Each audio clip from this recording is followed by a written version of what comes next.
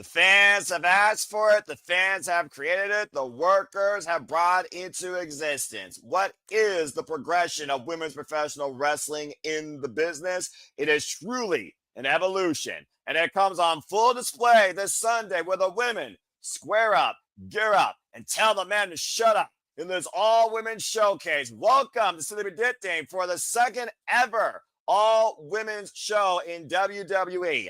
This is Evolution. Welcome to the discussion. Hello, everybody, and welcome back here once again for the third night in a row. I am freaking nuts for another simple edition of Simply Predicted, where I continue to change the dynamics of the panels and, of course, the theme of the discussion, as we literally are here to discuss, respect, represent, and give this talent some freaking worth in what they're being booked for, even if the booking is underwhelming.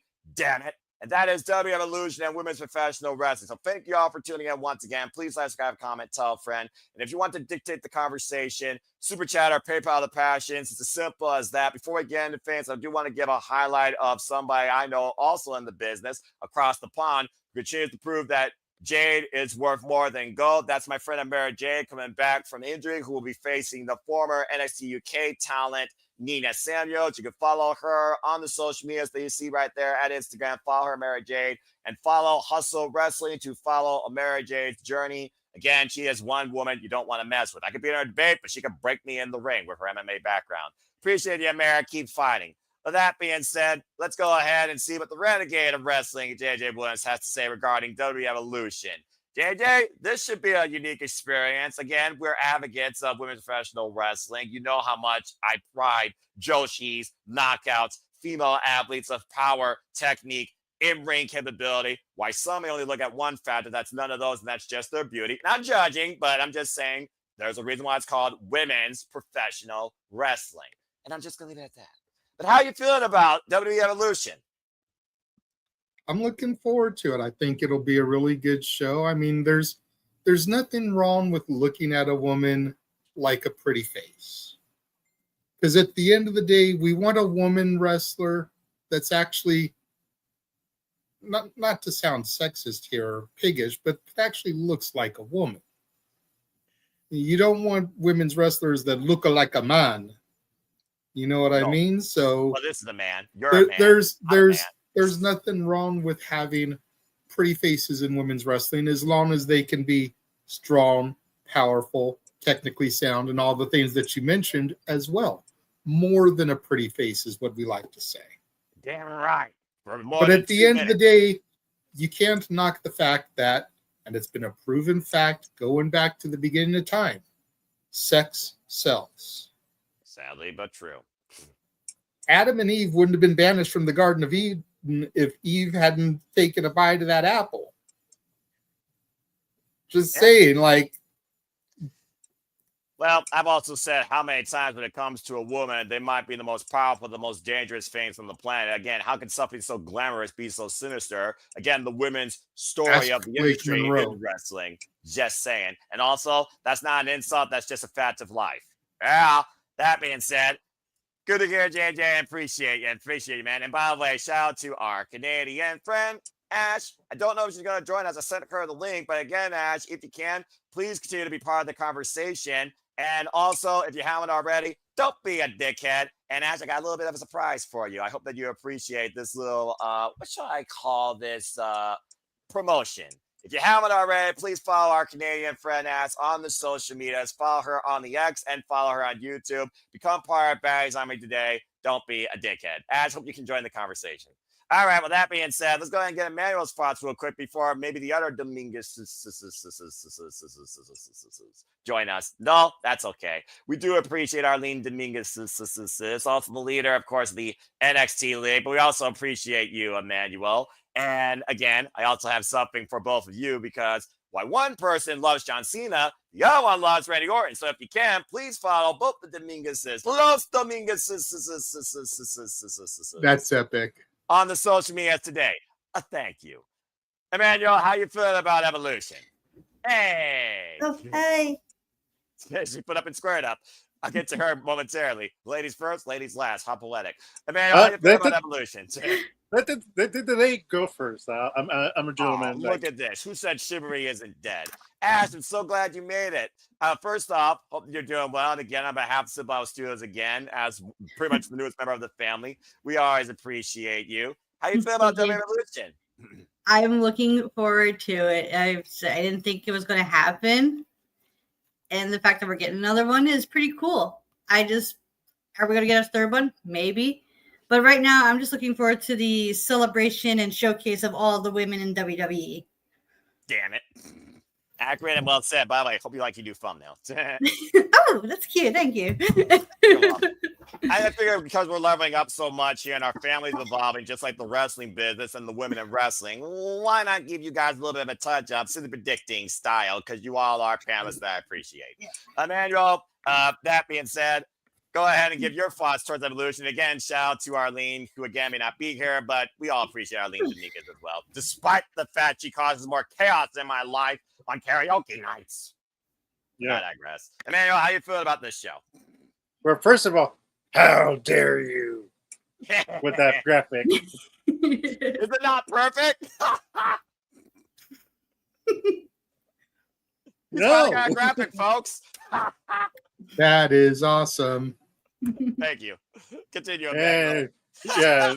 Besides that, hopefully this predictions, no offense to the no DQ predictions earlier today, but I didn't feel the energy and the oomph of this Evolution pay-per-view. Like I kind of felt let down. Like I was kind of a little bit nodding off with their prediction. They weren't as putting in too much input in the matches, and I kind of felt disappointed with that predictions. But other than that, hopefully this one provides for the viewers and speak loudly for these ladies, who the panel said that the ladies are in a tough predicament, but this is their opportunity to really show the nation why they deserve a separate brand. This is why they deserve their own pay-per-view. If you complain and say no, this is the double-edged sword that the ladies are going to get hurt by it, you're dead wrong. You're just hurting the brand itself. You're not a real fan.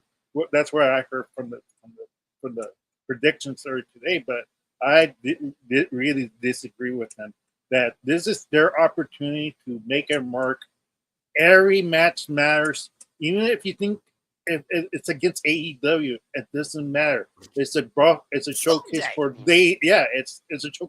for the ladies. It's a showcase for Evolution, and it's supposed to be exactly. It's supposed to be a good thing, not a bad thing.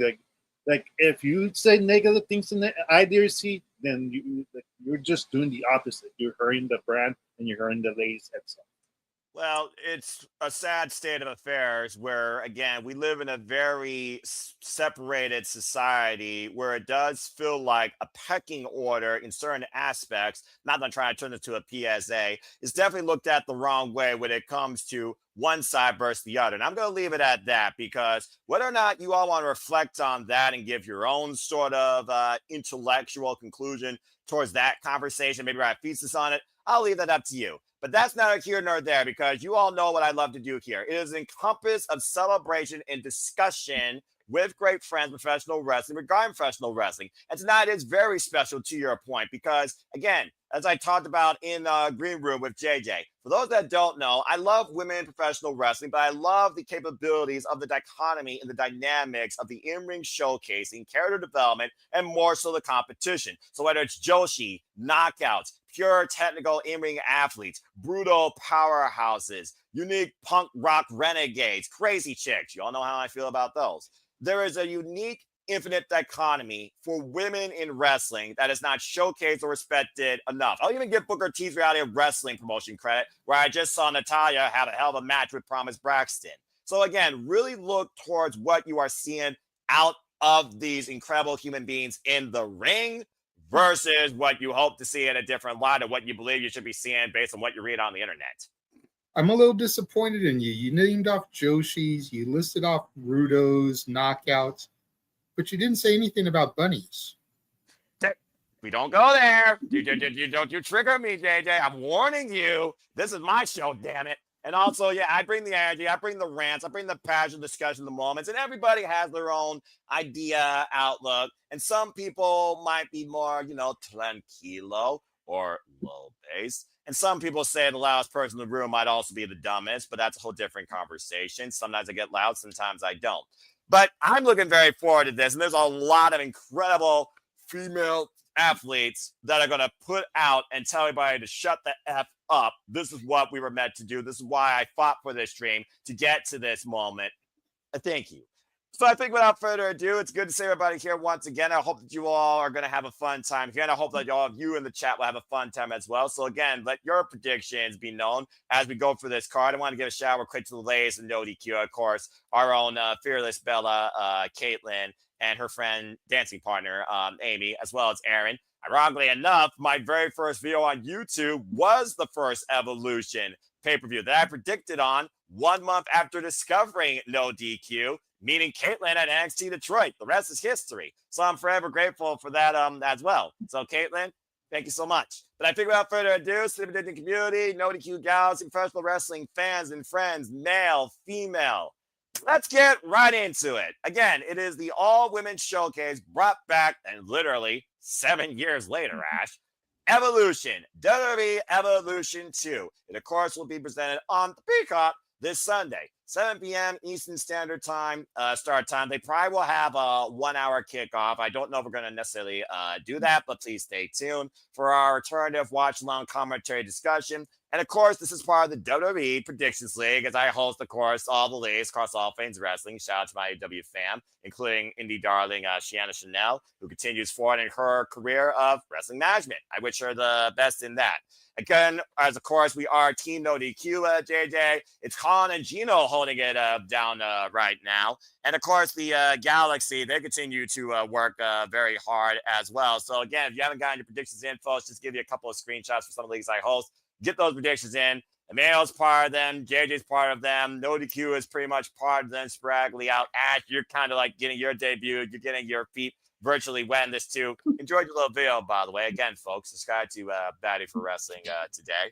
So again, if you're just a fan of wrestling, you want some fun, some positive outlook in the business, come join the Simply Predicting Prediction Leagues that I host on behalf of No DQ. They don't even sponsor me. I just do it willingly.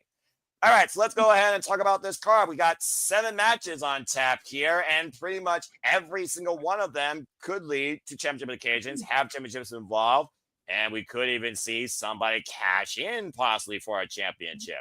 Now, I don't know whether or not Madman Aaron Ripp and his cronies, stooges, people that may have been underwhelming, might have had a bonus point put in. I'll talk to Boss Man tomorrow more about that. So let's go ahead. Thank you, Wesley. Apparently, Aaron Riff needs to get a hold of me, so I got to get a hold of that man tomorrow. Damn it. So stay tuned, folks, for the Evolution Forum. It will be put out on social medias some point tomorrow morning, as well as AEW all in. Let's go ahead and go right into this card. So from our Canadian friend, who again is one of our favorite international friends, let's go ahead and get right into a match about international implications, or should I say intercontinental conflicts. Let's talk about the triple threat for the Women's Intercontinental Championship to kick things off. Becky Lynch, the man, versus everyone's favorite former hugger, the role model Bayley, versus most people who don't have a brain know her as Bird Woman. I know her favorite like Valkyrie. The former and the inaugural WWE Women's Intercontinental Champion, Lyra Valkyria. The story goes like this, folks. Lyra is the inaugural champ of this title, and Lyra has been champion pretty much all the way through Backlash when Becky Lynch was able to find a way to beat her. And at the end of the day, she forced Lyra to be humble towards her. Lyra, being the professional that she is, she did raise her hand, but Becky's ego got in the way. So what did Lyra do? She assaulted her, and I loved it. Ever since then, Lyra's been looking to take down 2 gatekeepers of WWE, for being perfectly honest, showing a new aggressive nature. And during the face-off of Monday Night Raw, where Bayley basically called Lyra a bitch, we saw Lyra take down both Becky and Bayley. Now, you all know how triple threat formula goes. You either are going to have a buffer, or you're either going to have a fall person. We've been calling this match ad nauseum since WrestleMania, when, mysteriously, Bailey was taken out, and Becky and Lyra won, and Lyra was Lyra 2 belts. So let's see if you guys believe there's going to be a brand new WWE Women's Intercontinental Champion. And considering this is an all-women showcase, truly this should be about ladies first. So Ash, I start with you. What do you think about this triple threat for the Women's Intercontinental Championship? Do you see a new champion, or one of them taken out of the picture permanently? Could maybe Lyra be taken out of the picture permanently to go on to bigger and better things? What do you think? I like that we're actually getting like a new side of Lyra Valkyria. She's finally showing what I felt like she's been lacking for a while, a personality. Because aggressive one of that. Right? Because when it first, it's not like her reign was entirely bad. I enjoyed her Intercontinental title reign. It's just I couldn't really get super invested into it because she was lacking that personality, which Becky and Bailey brought out of her. And I'm torn between like, do we capitalize on Lyra's newfound personality with like giving her a second title reign, or do we give it to Bailey? Because right now Bailey's not doing anything right now. So do we have her at the title? Don't get me wrong, I love Becky. She's one of my favorite wrestlers. I want her as the title, but she doesn't really need the Intercontinental title more so than Lyra and Bailey. So I'm coin flipping between the two, and I think we could probably get more mileage with Lyra being Intercontinental Champion with her newfound personality and see how that run goes compared to her first run. Okay. So you're saying that Lyra gets it back? Yes. All righty. For those that don't know, Sleepy Predicting goes like this, by the way, also as I host these. During cards of heavy value, when it comes to an undercard, one person sets the bound, we either agree or disagree. But considering it's only 7 matches and it's just 4 of us, I figure everybody will get their fair shake. JJ, you spoke ad nauseum at Money in the Bank about current talent winning a chance and an opportunity to go to that next echelon where they should be grooming the future. Lyra's been the future since called up on last year's WWE draft. Honestly, I think she was the most effective draft call, not named Braun Breaker. So that being said, with Lyra's newfound attitude, do you think that was the missing piece that now completes her? And do you think she deserves a second run of this title and removes Becky and Bailey completely from this picture? Or should she go on to bigger and better things? What do you think? You agree or disagree? I definitely agree that the attitude was missing, that she needed a personality. But I'm not 100% sold on the fact that she gets the belt back here. While I do agree that she deserves another opportunity, as big as this show is, we're less than a month from the first ever 2-night SummerSlam. That's a bigger show. If she's going to get it back, I could see it happening there. The question becomes, do we hot potato it in the interim, or does Becky retain? Let's not forget that there is a young lady, and I use that term very literally. Oh, yeah, I wonder who he's referring to. From one of these women's past, who got a look earlier in this year as we were heading into WrestleMania, whose birthday came a couple months ago, making her of the legal age now to be contracted.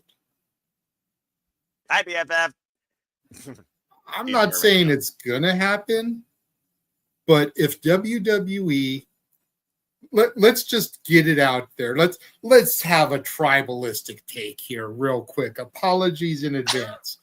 If WWE's grand plan, as all these fucking marks on the internet is saying, is to take all the steam away from All In and make people not talk about it,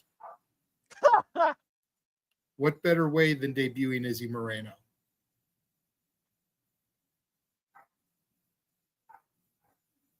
The connection's there. The connection is there. Not to mention, and we could also show up in this. The connection is there.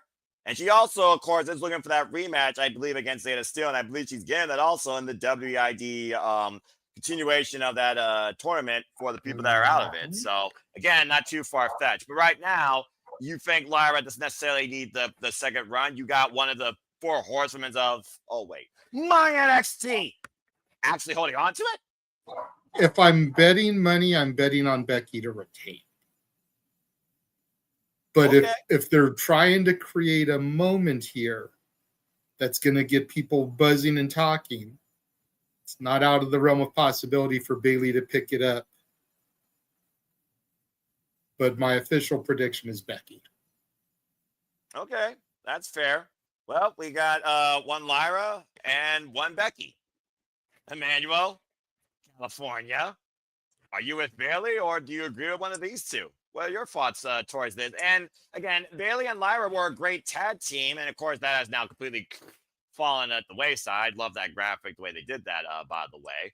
It almost feels like to me, though, how many times we ran Bailey and Lyra one-on-one. So theoretically, if Bailey or Lyra wins the title, are you actually going to run that back policy at SummerSlam? Just because, to your point, it's literally less than a month away. But what do you think, Emmanuel? I agree with JJ. I have Becky retaining, and Bailey's gonna eat the fall. Sadly, that pushes Lyra's character even more for thinking Bailey just cost her the IC title yet again because she was not the one who got pinned. And plus, we still had no resolution with the Bailey Lyra fiasco. They still have a big grudge, and that story still needs to build and more up. So like that's and by default, sadly, Becky retains. But I agree with JJ. Like if anything, if like let's say after the match, Lyra loses it and she's beating up Bailey, then you hear the old Death Rebel hugger theme. And here comes Easy Moreno trying to save her hero Bailey, and then Bailey looks up in shock and who just saved her, and they hug it out. Got to give the people what they want. Yeah. It certainly would be a one of a kind moment and a full circle moment, but. Yeah. And then they come out on Raw the next night with the inflatable things at the entrance ramp. Wacky Weaver inflatable. I'm feeling too, man. All right. I understand where you all are coming from, but here's the thing. Hi, Jeff. Buy the shirt. Yeah, please, exactly. God, buy the shirt. Do it, Elvin. Do it. Just do it. Now we know why Ash was late. She had to get her coffee ready. That's fair. Cheers. I always in have all fairness, I just woke up from a nap. Well, there you go. I was in a food coma. I went to take out my mom out for dinner. It's her birthday today. Happy birthday to your mom. Absolutely. God bless mothers. I think Becky's going to retain too, solely because the first defense, just to keep it simple as we keep this train rolling, because I do think that Lyra had a great start for this title. And she already proved that she can be a fighting champion and a strong champion. Now she just needs the attitude to back up that confidence, because I do think there was a little bit of that trepidation when you're on the bigger stage, dealing with the greater lights, the cameras, the TV times. There's a whole lot more you got to deal with when you're taken up to this point. And there's a reason why Rhea Ripley reignited that hunger in her when she was in NXT, for example. Why Becky, in her heelless nature, said, what I did for you, I did to make you better. In a way, she kind of has, because now, like you said, Lyra's got a kick-ass attitude and she's owning what she is even more. But I just think right now, Lyra, she needs to move on to World Championship contention. The only way you do that, after being a workhorse, you leave that title alone to be handed off to the next torchbearer. Now, whether Becky or Bayley are willing to pass that over to somebody sooner rather than later, remains to be seen. But for now, because it's the first defense, and I don't want it to become another hot potato championship that's not even, might I add, a year old yet, I got to have Becky Lynch retaining. I'm going with Becky as well. All right. Well, good stuff so far on that one. Moving away from single championship, let's go ahead and talk about the tag team championships. What is a tag team? You tell me. That is not a Weird Al Yankovic Hathaway parody. But literally, you might go, ugh? Because what's women's tag team wrestling in WWE across the entirety? Combine it, damn it. NXT has it, but it is what it is. Let's go ahead and talk about this, because I will say there is some merit and there is some actual worthy caliber challengers in this. But again, what's the division? You got Kabuki Warriors, Asuka and Kairi Sane reunited after Roxanne Perez was looking for a double team on Kairi and Asuka, came to her aid on Monday Night Raw. Meanwhile, Finn Balor christened Roxanne Perez with the fallen Liv Morgan now as one half of the WWE Women's Tag Team Champions, another territory for the Prodigy. With Raquel Rodriguez, of course, we saw Raquel lose to Rhea Ripley at Night of Champions, even with Roxanne's involvement. It seems that Alexa Bliss wants to be a friend, probably the only friend right now in WWE, it seems, to Charlotte Flair. And it paid dividends. And of course, Alexa Bliss and Charlotte Flair qualified in a triple threat number contenders match against Secret Hervis, travesty, and Mia Yim and B-Fab. And of course, the most prolific tag team in NXT, hang 10 if you can. Of course, I'm talking about Zoruka and Zarya. They represent NXT. It is literally all four of the WWE brands. You might as well call it four brands. We have two on Raw. There's a handicap here. Basically for these women tag team championships. That's funny. They don't even have W in front of them. But I do think about this. Zoruka is going to be in action at Great American Bash the previous day, defending the NXT Women's North American Championship. And we all know one thing WWE loves to do is split up tag teams. Charlotte Flair and Alexa Bliss are both accomplished former WWE Women's Tag Team Champions. Kabuki Warriors might be the most experienced and accomplished women's tag team across this entire board and whatever exists left of this WWE Women's Tag Team Wrestling landscape, not named Toxic Attraction. That was for you, JJ.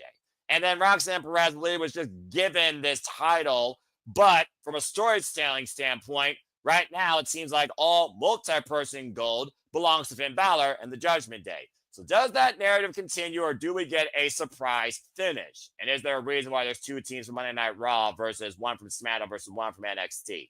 Let's go ahead and get y'all's thoughts towards this. Emmanuel, I will start with you. Do you have new women's tag team champions in this fatal four-way? And folks, it's a standard four-way. It is not elimination. No, here's the extra point comes up along. Oh, man, Aaron Rip, you freaking jabroni. Of course, he has to try and get up in the WWE League. He's desperate, JJ. He's desperate. Dadgummit. Desperate man. All right, what did he freaking come up with? Who eats the pinfall in this match? So I got. It's kind of obvious. Yeah, pretty much. It's pretty obvious the NXT ladies is going to take the fall. Sadly, that's the unfortunate part.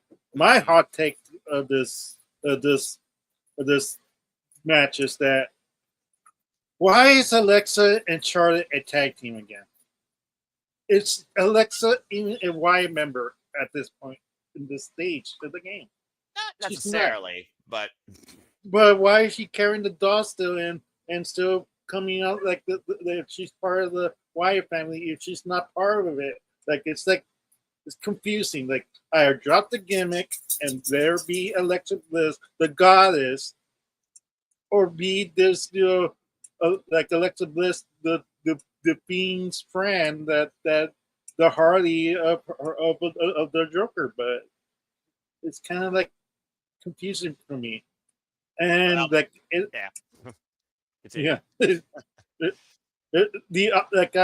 kind of frustrated with the WWE with the mixed tag team. Like will they not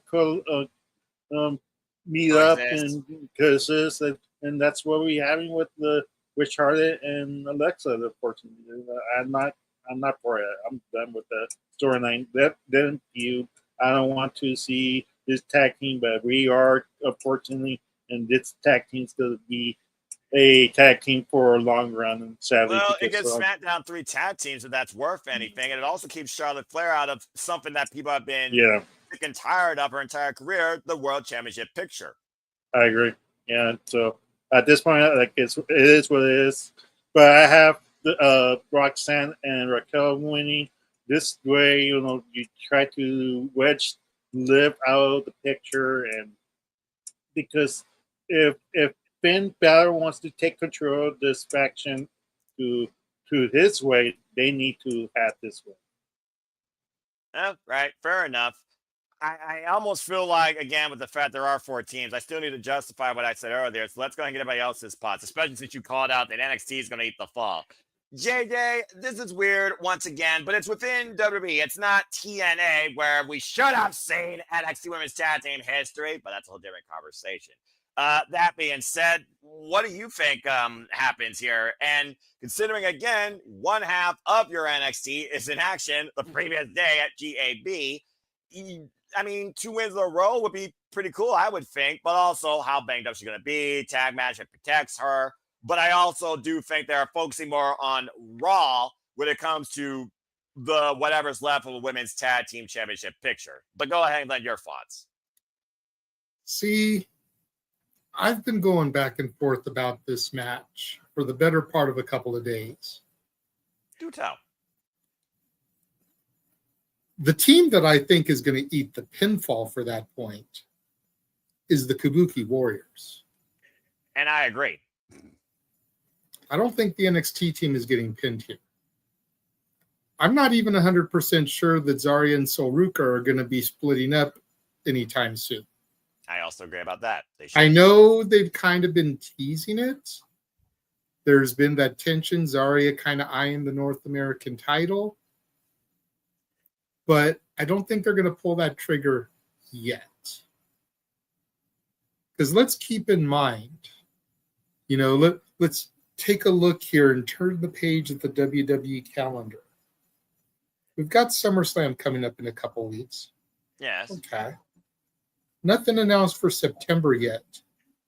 But No. what do they have on the docket for October? Oh, that's right. Crown Jewel in Perth, Australia. Where Zarya, the former Delta, is from. Solruka is already the North American champion. She's the women's speed champion. This would technically be 3 wins in a row, good sir. She retained her speed title on X on Wednesday. That title is non-existent as X. That.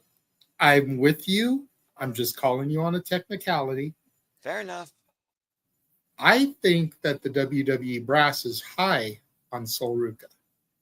And I don't mean this high, but this high. I could legitimately see Zarya and Solruka picking up the titles here. I would love that. Because that means the Judgment Day take an L even if they don't get pinned. Right. Now you've got that tension there. Finn just made Roxanne an official member of the group and they lose the titles. Right. So now you've got that pot bubbling. This gives Zarya and Solruka the ability to not just be on NXT Weekly, but on Raw and SmackDown as they defend the titles. Gives the big brass an opportunity to look at them under the pressure in front of not a couple hundred people in the PC, but in front of 10,000 people live. More regularly. Charlotte and Alexa is my other question mark. Because they don't seem to know what to do with Charlotte if she doesn't have gold.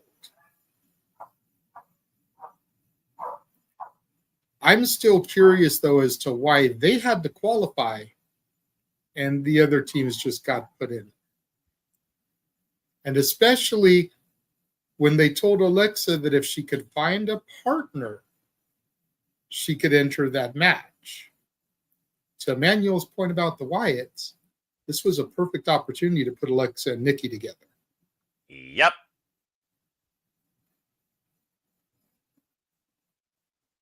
And even if it was just by happenstance, and then they win the titles, now Alexa's back in the Wyatt fold.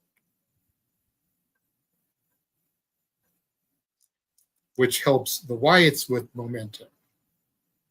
Because then we could start looking at Gacy and Dexter as more of a viable threat to the Street Profits.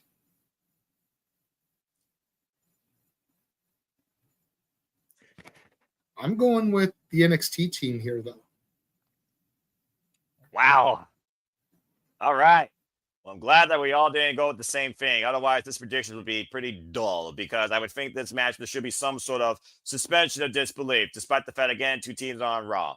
All right. And you so know far, what? If I go down in a blaze of glory and miss every single one of these, as long as the matches are good, I don't fucking care. and that's the way you should think about professional wrestling, damn it. And also, it's just fun to predict. Charles, good to see you. All right. Well, Ash, my Canadian friend, our Canadian friend, what do you think about this tag title dilemma? Again, we got 3 teams on SmackDown. You got a plethora of teams on NXT. And at this point, you literally have only 2 teams on Raw. And they're the 2 teams that are literally representing that brand in this match. But so far, we have You've got Tanning. Natalya and Maxine. Don't forget them. They are on Raw too. Let's be You've honest. technically got 3 teams. Natalia's doing far more outside WWE than WWE freaking books her justifiably. Agreed, but let's not overlook the Dungeon Dolls as a perspective. Make it official, and then I'll believe it, Adam Pearce, because damn it, get some respect for Maxine trying to actually look towards Natalya for something. Anyway. Something! It's, by the way, freaking Jake something. That was awesome! Oh, man, I love that match. Go watch TNA, folks, as well. Watch all research. All right, Ash, what do you think about this match? We got 2 different dynamics so far, but also I agree with one of them. I do think the champ's going to retain. The Kabuki War is going to get the fall because I think they're going to more focus on those 2 teams as the story for these titles because Judgment Day. What do you think? I'm liking how NXT actually has some representation here in this match. This is pretty cool. I love seeing Zarya. I love that powerhouse of mine, and y'all know how I feel about Australians, right? To a degree. I love seeing her wreck house and her and Solruka. I've seen highlights of Solruka and what she does, and oh my god, I love her. She's a high flyer. I love high flyers. I'm looking forward to seeing these 2 work together as a team because I don't watch NXT. This is going to be my introduction to them as a team, and nice. It'll be pretty fun. I will tell you like I tell Datilla, you need to watch it more. Say her name and she may appear. Be careful, JJ. Continue, Ash. Yeah, I don't think the title's changing hands, sadly. I think they're going to continue on with the Judgment Day dissension with having Raquel and Roxanne continue holding the titles. Now, who eats the pin here? I'm trying to think of like what would be a good feud. Yeah, probably having Kabuki Warriors eat the pin, so that way those 2 can actually continue feuding together. Because I mean, they were literally just brought together on the spot by Adam Pearce this past Monday on Raw. Oh, and say her name and she appears. There's Matilda in the chat. Disappointed this match did not feature my favorites women's tag team. Don't get me started, pal. Again, we're going to talk more about that with some adversity. Stay tuned, folks. Next more week, Australian representation. We need more Australians. Right, Kathy Lee, let's freaking go. That's going to sorry, I'm getting a little bit excited there. Hey, there's heavy speculation that they might be in the Battle Royal. Ooh, okay. Heavy speculation. I don't want to get your hopes up, but if it does happen, Ash, that Battle Royal will suddenly become iconic. If I hear that iconic theme, screw you, Death Rebel, I'm going to be jumping out of my seat. And stay tuned, watch folks. the theme, Death Rebel. I'm just kidding. Don't. They have to pay for Noah to rant. Don't make him adjust the glasses and start going off. Stay tuned, folks. If you want to hear Noah rant on Death Rebel, that would be a super chat of at least $10. Freaking LJ. At least. And stay tuned, folks, for me and Ash to be on your alternative commentary call for this show at the Studios this Sunday. So this should be very interesting. Emmanuel, I do see your hand. What do you got to say real quick? I just gotta ask you, like, I'm not saying it's gonna happen because highly unlikely, but Quote unquote Aaron Rift, but go ahead. Yeah. But what if the DE does say we have one more tag team to join this pay it forward into a 5-way, and the Iconic does win these titles? Do we get that point or do not get a point? Like what happens?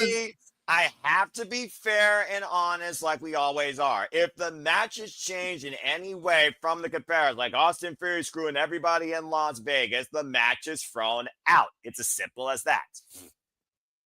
And everybody got fucking pissed off at that. That was the worst Money in the Bank win in WWE history. Hey, not everybody was pissed at that. I know at least one person that was happy for Mr. A-Town down. And he will be always infinitely known for the dumbest cash in ever, not named AW Christian. Hey. That being said, if George I won't Iceman, dispute that, but I was happy that he won, damn it. of course you were. And Warwick Hero, if that happens, and George Iceman, that's who he is, folks. That's the freaking personal conscience. If that Pee Wee Herman reject shows up on my screen, Ash, you're gonna learn what a renting Superman looks like live on WWE TV. That being said, yeah, bottom line though, I think majority they're going to continue the Judgment Day storyline. Finn Balor becomes the belt collector of multi-team gold, and until Liv Morgan comes back, maybe they try and turn Liv babyface. Who knows? It's going to be Raquel and Roxanne. There's a reason why they freaking have the titles in the first place. Hey, City _by_the_Bay. What's up? Good to see you. Somebody we usually see in the spaces. What's up, City by the Bay? Glad to have you here. I also see him in the No DQ review chat. So thanks for stopping by. Appreciate you. I hope that you continue to bring your predictions forward here for Evolution as we keep going. All right. Well, that being said, let's go ahead and keep going down this card. And I believe now we are going around the horn to JJ to lead a match. And let's see how he feels about getting some Stratisfaction. Or is it still Tiffy time? Let's talk about the WWE Women's Championship. Tiffany Stratton will be defending the gold against Trish Stratus, one of the best that's ever donned the boots here in the WWE particularly, and the women's professional wrestling business. As we all know, Tiffany Stratton, Trish Stratus, they go back all the way when it was Tiffy Trishy time. I can't believe I just said. Well, then again, I just had a talk on Wednesday. What the fuck's happening with the American language system? Dadgum. Anyway, that's a different conversation. Anyway, these two, of course, go all the way back when they did a tag team at, of course, Elimination Chamber against the Fridge, Nia Jax, and somebody else I can't remember. That being said, of course, they won that night. It was a very fun match. And since then, Tiffany Stratton, of course, she got her moment at WrestleMania, beating Charlotte Flair, and overcame the Fridge once again, Nia Jax, in a last woman standing match in Saudi Arabia. So as we were thinking about where's her next challenge going to be, is it going to be before SummerSlam? Well, she gets to basically decide what she was going to do Evolution, and she decided to pick somebody that inspired her, Trish Stratus. So here we are. Legitimately, folks, it's one of those matches with Trish Stratus for the first time as a mother will wrestle in front of her children, maybe winning a championship. Now, wouldn't that throw a monkey wrench in the SummerSlam, considering that bitch, Jade Cargill, the Queen of the Ring, is waiting for the winner? So, JJ, hello, cause and effect. What do you think happens with one of your all-time faves that has a date with that bitch on the other side, and also your best friend's all-time fave? Who you got in this one? Tiffany Stratton or Trish Stratus or a different person not on the graphic? I go back to the point that I made when I discussed the Intercontinental Championship. If the show is being done to draw attention away from AEW, then Trish Stratus is winning this match. The question becomes, does Naomi cash in? Ding, ding. What's the problem? Mammoth Rip had that as a bonus point as well. Again, stay tuned for the forum, folks. Continue. Freaking Mammoth. What better way to steal Trish's thunder than to have Naomi cash in and win or lose in her match against Jade? We know we're getting round 2 at SummerSlam because Jade gets the champion. Yep, no matter what. So does Jade fight Tiffany or Trish, potentially win, and Naomi cash in? Or does Naomi cash in here, steal buzz from Mercedes, more than likely winning, the same person she walked out of the company with, steal the buzz of her winning the title because she cashes in the briefcase here? Because that's some petty shit.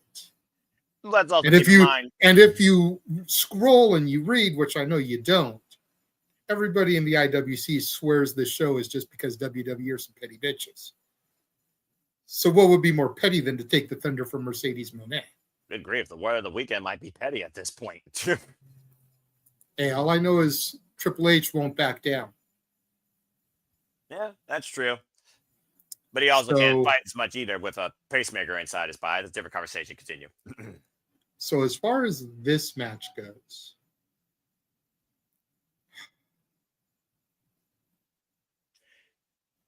I'm giving it to Trish. Wow. Jeff would probably pass out in a coma with you saying that. Because I remember how we felt discussing this on the Saturday Shenanigans. But that being said, as far as the match goes, let's go ahead and see what y'all think now. Ballot's been open for, hello, my Canadian friend, one of the best Canadians there ever was, Trish Stratus of the business.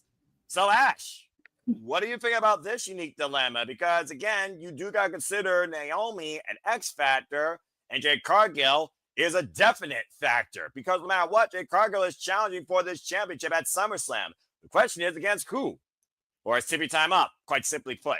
What do you think about all this? As much as I'm not opposed for a Trish Stratus title run, she doesn't really need it. So I think Tiffany's retaining against Trish Stratus. This would be like a massive win for Tiffany Stratton. It would like catapult her into like as a big star. It'd be like people be like, "Oh my god, this person beat Trish! Holy crap, this person to look out for!" type shit. Put over, basically. Exactly. Like I mentioned on Shenanigans, that's what Trish is there for. She's there to put over the younger talent, which she has been done in the past. Like, look what she's done for Becky. Look what she's done for Zoe Starks to a degree. She's going to do the same with Tiffany. All right. So that being said, opposite. She's got Tiffany Stratton retaining. I do see your hand, JJ. What's up? I was thinking about this because of something that was said in the spaces today. What? Which you were probably either at dinner or already passed out in your coma, so maybe why you didn't hear it. But every time, well, maybe not every time, but a high percentage of the time, whenever a male legendary superstar comes back, they get that big push. They get that title. Rock Correct. Got it. Goldberg got it. Hell, Cena's got it right now. Correct. The women have almost never had that. And this is the 25th anniversary of Trish's debut. That is very true. Somebody who indirectly helped start the evolution in the Attitude Era. Yep. Her and Lita. What better way to give back to her? Even if the cash-in happens and they take it away from her, she's still putting Naomi over by moving the belt. But she gets that shining moment for 5 minutes and 36 seconds, whatever it was for Drew McIntyre. Like, damn. You know, she wins, she celebrates, her family can come into the ring, and here comes Naomi. It'd be kind of poetic, honestly. Although I'm not gonna lie, seeing Trish Stratus embrace Amy Dumas, for those that don't know, that's Lita, winning a championship one more time, I think it would be also a pretty cool moment as well. But I think Amy resides in Atlanta these days. She does. And honestly, right now, though, I will say this: Io Sky might have had probably one of my favorite WWE women's matches this year, and that trophy at WrestleMania. Tiffany Stratton, she's been fighting more. She's been freaking champion. So I think she deserves to actually hold on to her title more. So I am actually going to go with Tiffany Stratton retaining. As far as the aftermath, the after effect, the after factors, as long as it's not Nia Jax, well, then again, she's in the Battle Royal, so that's a whole different conversation. I don't know, because there also is another factor I got to consider here, and that is match order. Is Naomi's focus going to be more on breaking that bitch or winning this championship? Caution, she's got the briefcase. By the way, there's way too much yellow and black tape on that freaking thing. I'm just saying. I love it. It's crazy.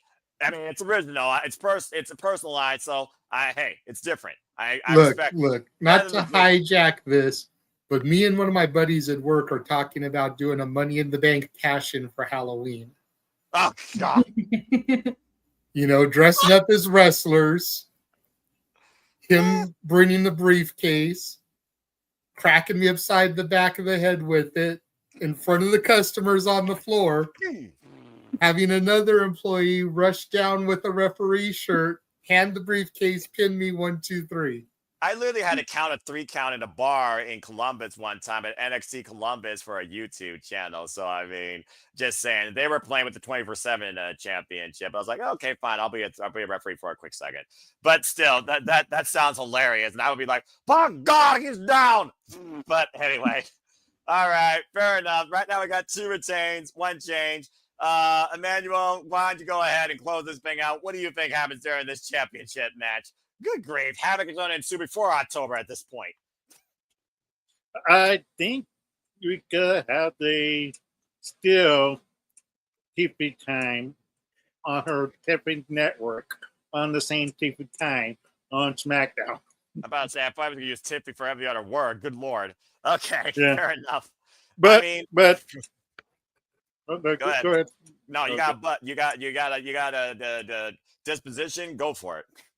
Yeah, like it's gonna be a great showing for Trish Stratus. Like it's gonna be like she wants to show her daughters, like her mom, like show her daughters her mom wrestling, and something that they've never seen in real life, and maybe in the future we get to see the daughters of Trish Stratus, fighting someday, and that would be epic. Like that's the daughter of Trish Stratus. Like what is she doing here? Like, and it's gonna be like generational. Some Something people to are think born in about. this business. Yeah, I mean, some people Yeah. are born in this business, and the family legacies do continue. Hello, Randy Orton. So again, not too far fetched. Speaking of people that definitely were groomed for this business, there's still no status quo about another person that we thought about in this unique SmackDown picture, and that is the EST that we haven't seen since WrestleMania because he's out injured, Timothy Stratton. So, City, it's one of those things where for the longest time people have been clamoring because her theme, even though I don't think that theme is deferable yet, thankfully. Even though her theme says that I am the bitch to not be messed with, she's been one of the biggest baby faces for WWE. So I think a return for her as a heel would be a nice touch, but that remains to be seen. And I don't think she would align personally with Naomi unless there is some sort of animosity that builds off of somebody, her and Jay. But to me, it almost feels like her and Jade are mutual, but that's a whole different conversation. We'll talk more about Jade here in a bit. But again, I don't think she's showing up in Evolution. It would shock me if she's in that Battle Royale and the place goes ballistic, but I haven't heard anything as far as her even teasing a return yet. But either way, I still got Tiffy time continuing because I enjoyed Tiffy time as a champion, and I think she deserves it. She's definitely worked for it. All right, what's up, man? I see you got your. Just, what's up? Yeah, that's no for Seated by the Bay. Like that saying, there's no build for this match. You really don't need build because unless you could use Trish on a full-time basis, then she would have been heel and contracts against Tiffany. Well, but yeah, and I'm pretty sure we said this already. Legends don't necessarily need to be built; they just need to push forward the business. When it's about them, that's a whole different conversation of So I don't think Trish is that. So I'm just going to simply say what Tatilla said because to your point, 25 years, and she still can go and she still respects this. Thank you, Trish. You can also make the argument that since this is like a one-off pay-per-view, you can be allowed for like one dream match because you can make the argument that this could be a dream match for some people. It's a dream match for Tiffany, yeah, I think more than anything, and she's the person in the ring with her, right? Seeing how both of them are similar in some ways, so you can see the comparison between the two, right? The style, blonde, agile. Let's not forget Timothy Stratton's a former cheerleader, folks. Yeah, I can see that.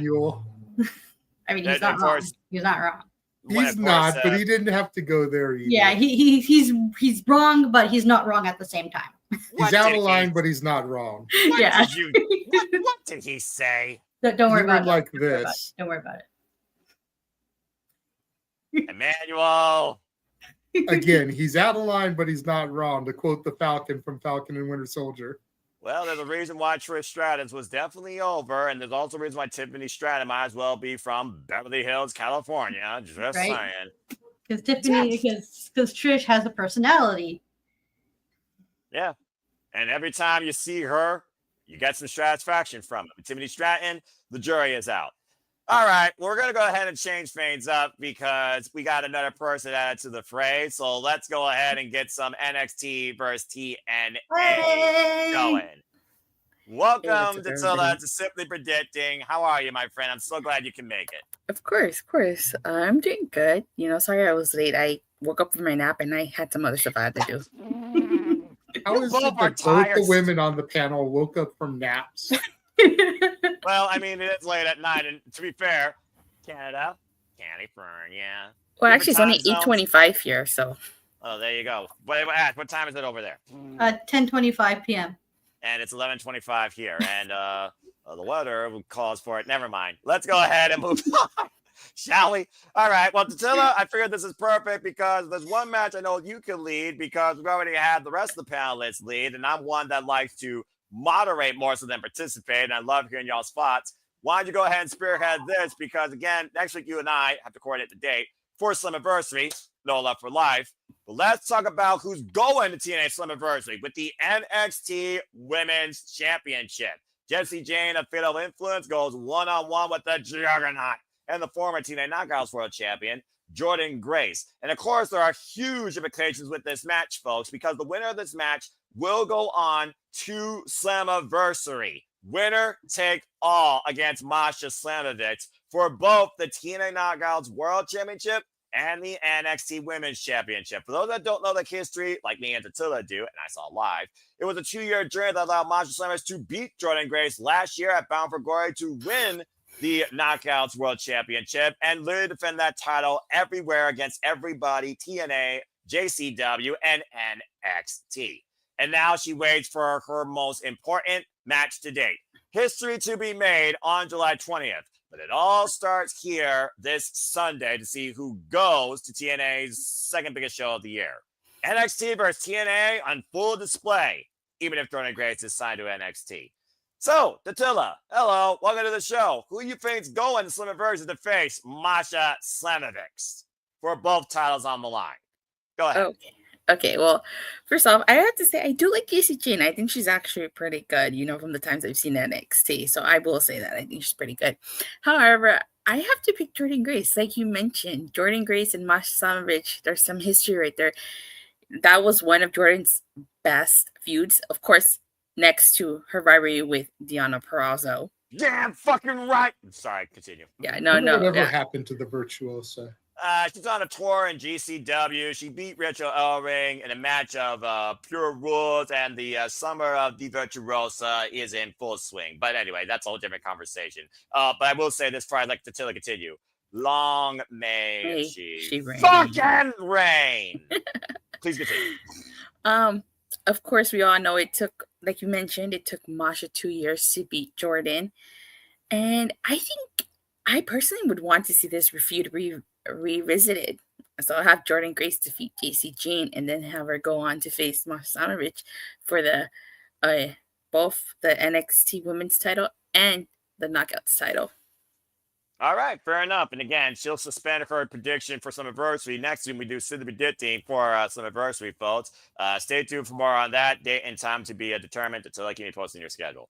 That being said, the opening bout is for a new NXT Women's Champion. Well, let's go around the horn and see what the rest of you think. From one lovely lady to another. Ash, Great American Bash. You don't watch NXT, but guess what? Jordynne Grace will be in action at Great American Bash ahead of this to look for momentum. She's going up against Fatal Influence alongside the Glamour, Blake Monroe. So, again, that match might lead a little bit of suspension of disbelief based on which side wins. And for those that watch TNA Impact tonight, we also saw Fatal Influence involved in action tonight, looking to send a message to Masha Slamovich and Lei Ling Lee in women's tag team action. So, Ash, what do you think about this match? Who's heading to Slammiversary with the NXT Women's Championship? I think Jordynne Grace is going to take it.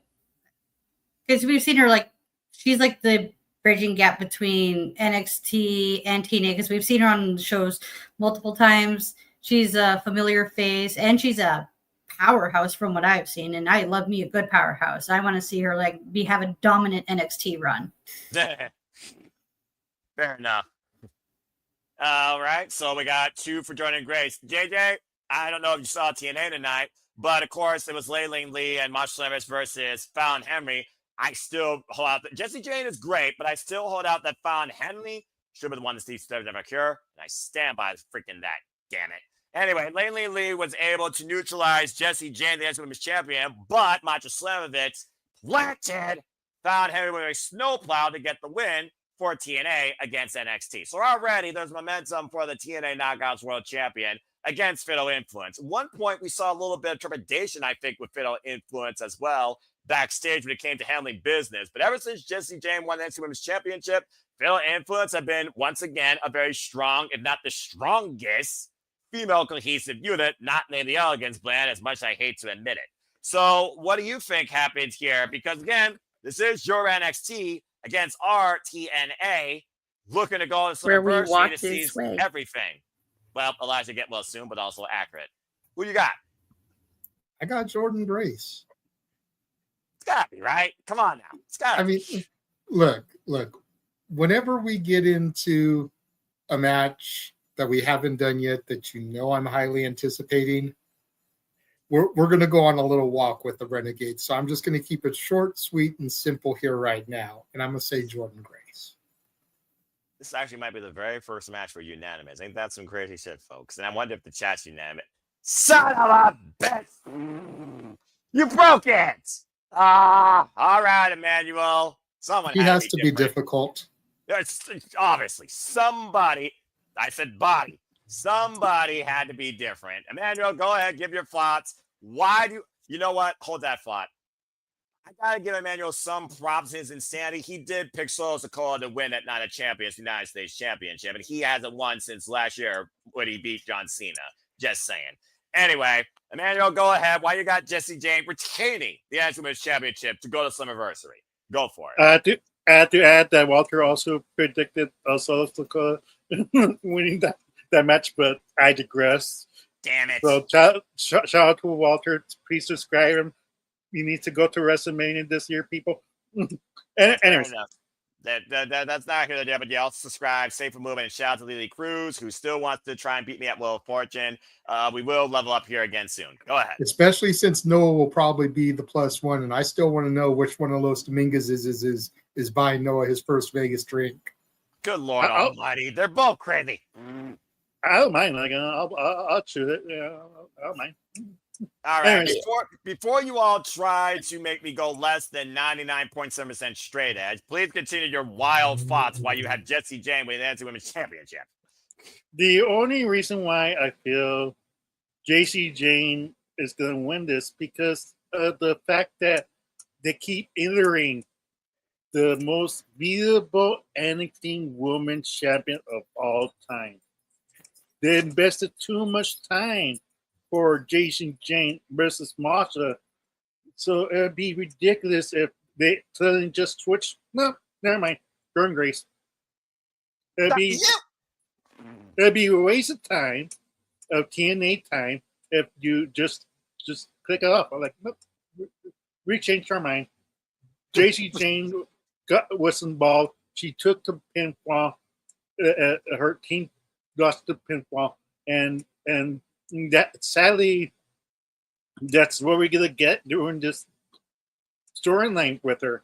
That she's gonna find ways to shut up the critic. That she's the most beatable NXT Women's Champion of all time. So what they're gonna do? They're gonna have her win with Jordan Grace. She's gonna win against Masha Slamovich by cheating. But nevertheless, on the record book, it will say JC Jane beat this person.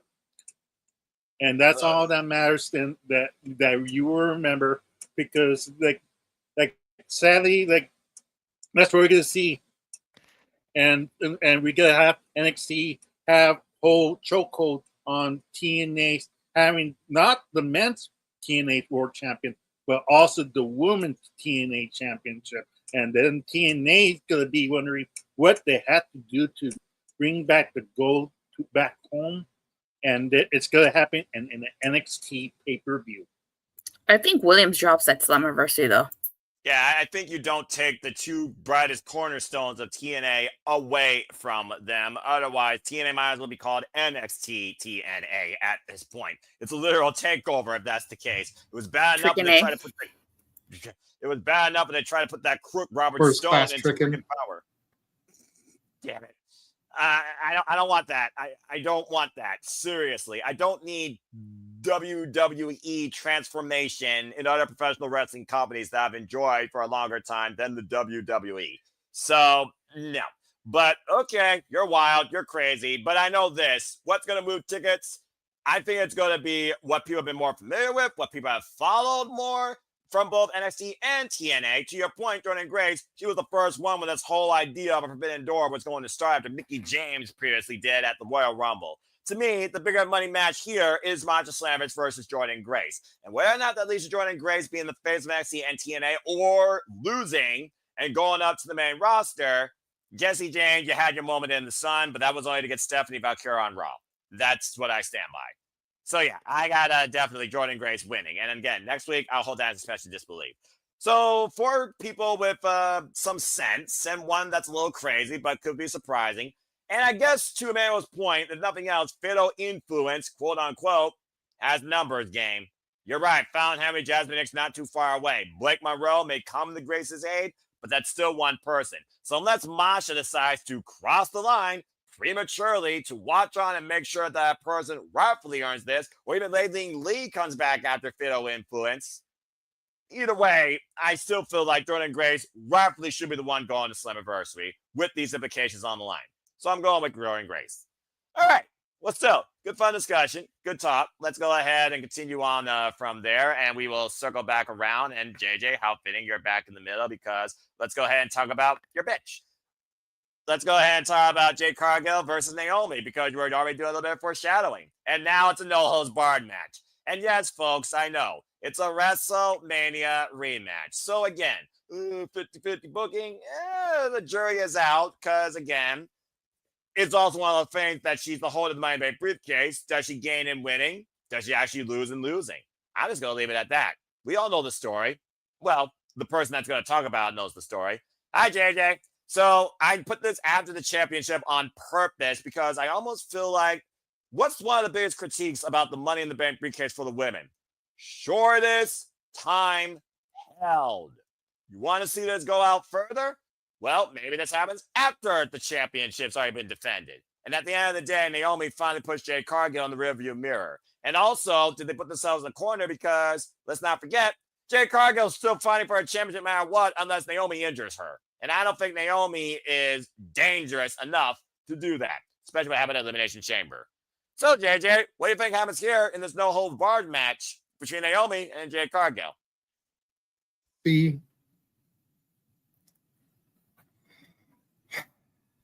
If we're going 50-50 booking, then Jade Cargill wins.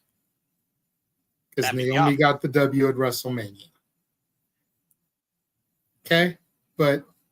And especially since the person who holds the Money in the Bank briefcase tends to eat a bunch of L's before they cash in. Yep. This is where the walk with JJ comes in. Bang. Because what has been one of the IWC's biggest complaints when it comes to this NXT-TNA partnership? NXT getting the better half. The people that NXT sends to TNA aren't stars, right? You get your Tatum Paxleys, your JC Janes. Nobody on the level of a Moose, a JDC, etc. Right? Right. So this is why I have Jordan winning the previous match. Because to your point, Jordan Masha have the history. It was a 2-year trek to get the title. Jordan is an ex-TNA talent that would be coming in at their anniversary show, arguably one of their top 2 shows of the year. Accurate. Maybe only right behind Bound for Glory. And some people would argue Slammiversary is actually a bigger show because of it being the anniversary show. That's fair. But I don't think Jordynne Grace comes alone. I think at some point on the course of this evening, not Thursday as we're predicting, but Sunday as Evolution occurs, whether it's this match or Tiffany Trish, Jordynne Grace aligns herself with Naomi. Both of them standing tall with the respective brands championships. And then not only do you get Jordynne going home for Slammiversary, you get the return of Trinity on Slammiversary. The stage she submitted the Virtuosa to win the TNA Knockouts World Championship.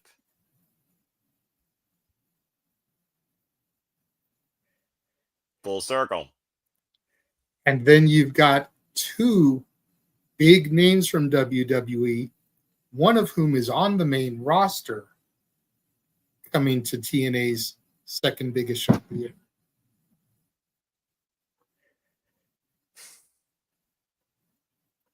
As far as the question that keeps getting asked, about Bianca,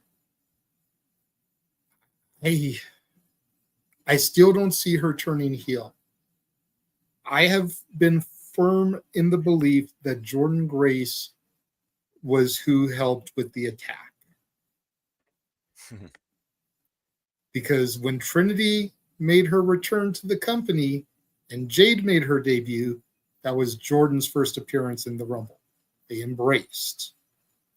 The following year, Jordynne appeared in the Rumble.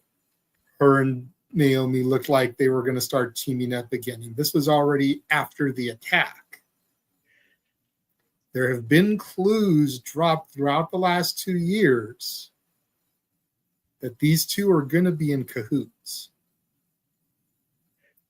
And this is the perfect time to pull the trigger. That's a real White Rabbit type storytelling there. And Jordynne Grace being heel ain't that crazy. You look at the size of her, very, very easy. And Naomi is going to need protection. Bianca, no disrespect to my EST, too similar of a body type to Naomi. Jacked, but too similar of a body type. Frame. Yeah. Jordynne and Naomi would be similar to Shawn Michaels and Kevin Nash. Except both of them would hold world championships. Or Raquel and Roxanne. Something that Shawn and Kev never did.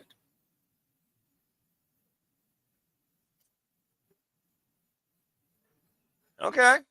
Well, that's still extremely bold. So pretty much, though, as far as which way we go, we either go down the long road to one-of-a-kind history, or we stop at Albuquerque at an In-N-Out in the middle of the desert where the winner of this match will be 50-50 booking Naomi. Okay. Well, then. That was interesting. Ooh, Lash Legend's the first shout-out, too. Didn't even think about her. And again, she's Trick Squeeze. And she hasn't even involved, honestly, in anything after losing with her Chikara, of course. And, yeah, we've all talked about how much Jada needs to be hired by a wrestling company for his writing. But I guess they have a higher standards or whatever when it comes to their business portfolio. And even then, that's foolish. Colin, good to see you, my Ohio brother. Stay tuned, folks. Cleaver Con will be moderating the Noti Q review next week. I'll be back on the panel once again, but go get your prime cuts from the Cleaver Con. You follow him on the social medias and on, of course, Noti Q and on YouTube. Appreciate you tuning in, man. Stay tuned for the forum. All right. Well, that being said, I booked ultimately Naomi and Jordynne Grace holding both Premier Championships.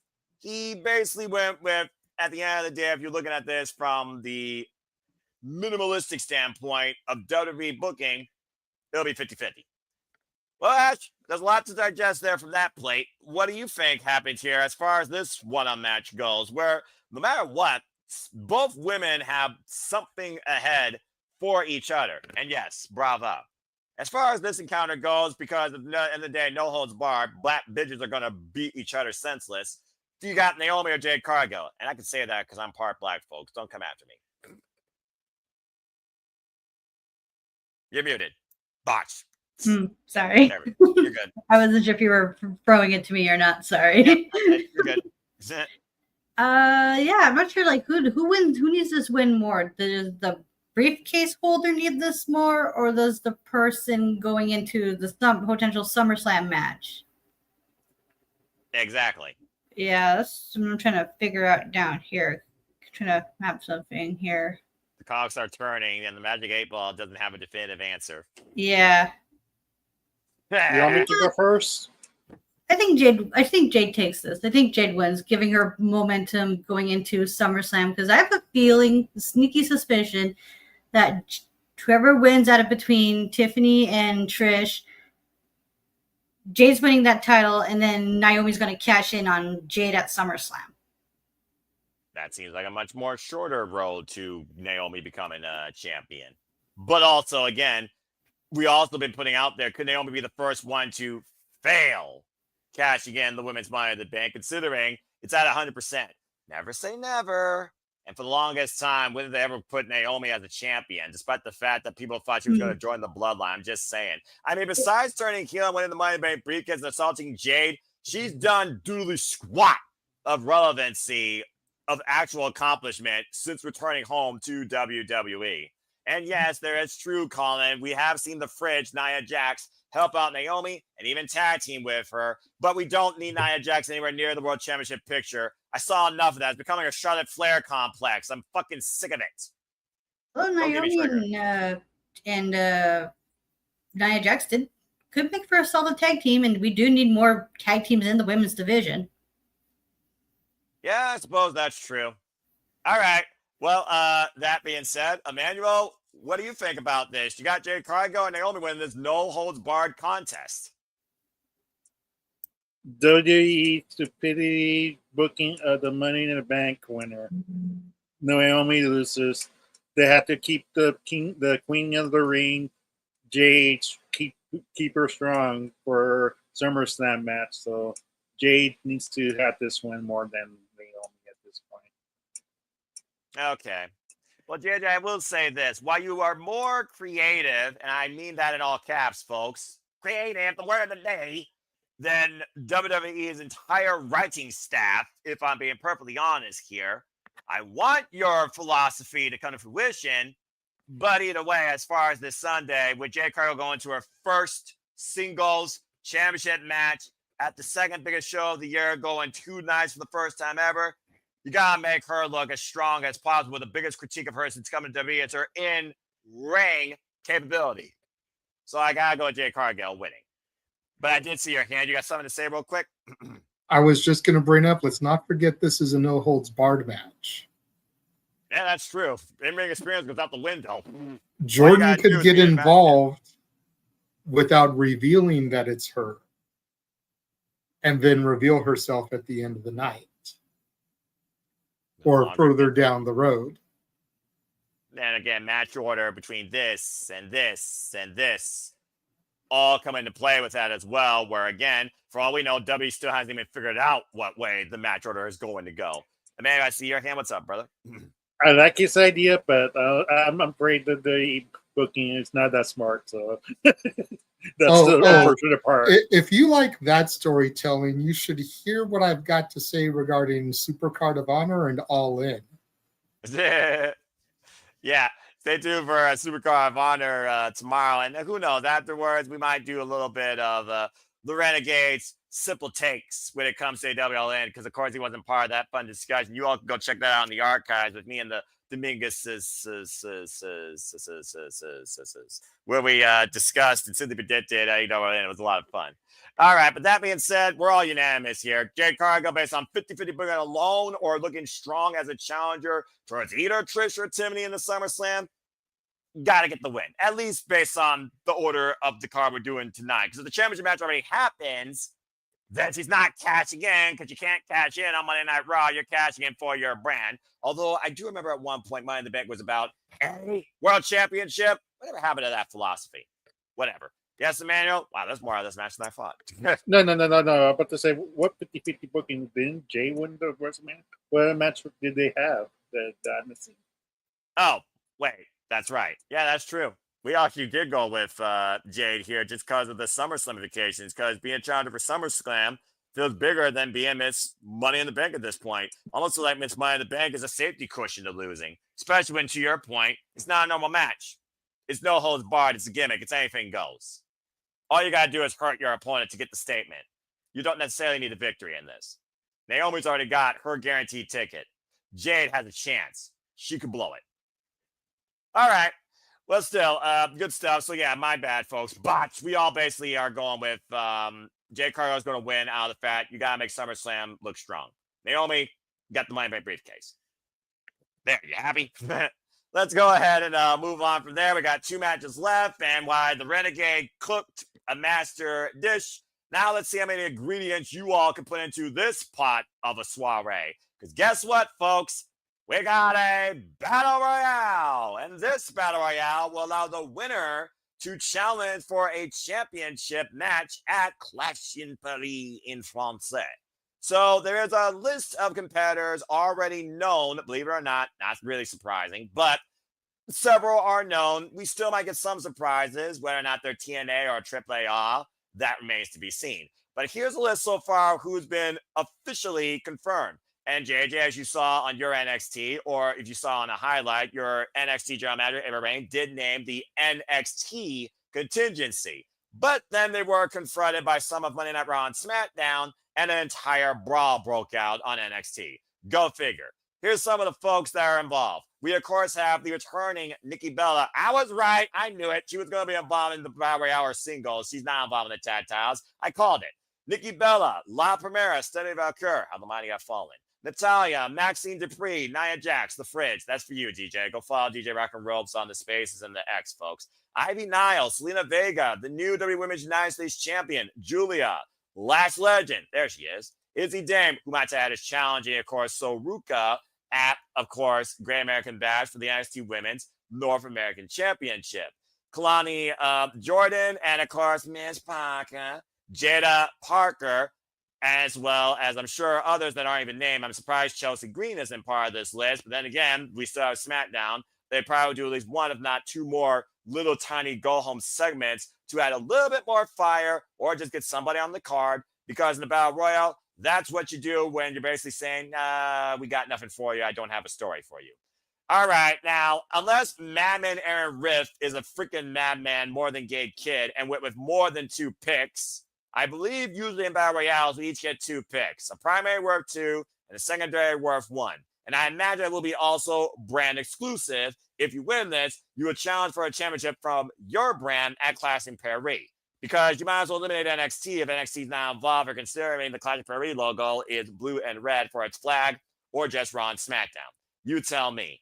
All right, well, this should be fun. Emmanuel, you're going to kick things off. Do you have 2 winners for this all-women's Battle Royale? Who deserves to go to France to challenge for Le Championship of their brand?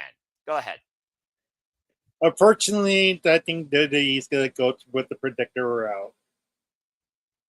We could have the surprise return of I'm on my own into the world. Yes, Bianca Belair is going to win the Battle Royal. I know, JJ, you realize, yes, predictable. But WWE is predictable. If we gotta believe if Naomi's gonna win and catch in during SummerSlam, we have to see Naomi versus Bianca at Clash of the Castle. So it will make sense. It's future booking without being like this basically lazy booking. That's what I gotta call it. It's dumb and predictable, but it's right there. It sells itself. Second prediction: if I had to, if WWE is not gonna go for the predictable, I would like to see Stephanie back here versus Io Sky. To be honest, or Io Sky, or Stephanie back here versus Mommy would be a great showcase of a match for Clash of the Castle. Why do I feel like audiences, including acts, are going to lose themselves differently during that match? Considering one's Australian. Anyway, that's all I mean by that. Okay, well, that being said, you need to vote. He went with predictable and maybe surprising, but also suspension of disbelief, because we all saw when La Primera first arrived on Monday Night Raw after Mania, JJ, her and Mommy had a unique face-to-face, but also her and Julia did as well. But we kind of saw what that happened there. It's Julia now is on SmackDown. That being said, that's his 2 picks. Let's see what JJ's got to say towards this. JJ, does your NXT surprise us here and go to Paris? Or do you think it's as obvious or predictable booking as Emmanuel? What do you think? I don't have Bianca Belair. I don't know who I'm going to have for number 1 and number 2 yet, but my picks are Stephanie Vaquer and Nikki Bella. The Charles Schultz route. Mm-hmm. You say that so I feel like he was just renting space in my head, because if Tiffany retains and walks out of here with the title over Trish, and if we can prolong this cash in a little bit, for Tiffany to be able to defeat both Trish Stratus and Nikki Bella would be huge in her as the next evolution of a diva. Fair shout. Because those are both cornerstones of their eras.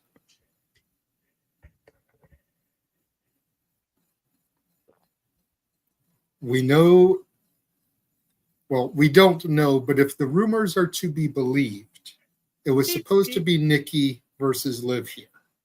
Correct. Was what we are thinking. And then end up being the Bellas versus the Judgment Day for the tag titles at SummerSlam. Clearly, that's not happening. I don't know if Brie honestly can wrestle again. It's been so long, personally. So, what do you do with Nikki? Do you just do the one-off with her and she's never heard from again? No. You utilize her to the best of their ability to maximize the market return. You got to think of it business-wise. And while Bella isn't a French term, you know, it's more Italian in its origin, still from that region of the world. Les Belles.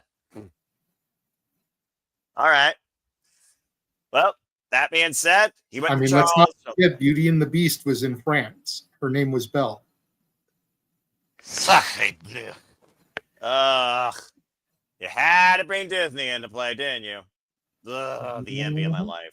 And then as far as Stephanie goes, and we'll get into the main event here momentarily, but I could see them running back the Raw after Mania, which was Stephanie versus Io this time for, you know, the title. Like, it would be a bigger stage. Yeah. And again, if it wasn't for the NXT run-in by Roxanne and Julia, the jury is out. Stephanie would have beat Io that night. I loved that freaking match. Unfinished business. And to Safed's point, Nikki Bella did say she unfinished business with Liv Morgan. Well, we all saw how long it took for Mommy, Rhea Ripley, to take on Liv Morgan, and I saw that at SummerSlam, and we all saw what happened there.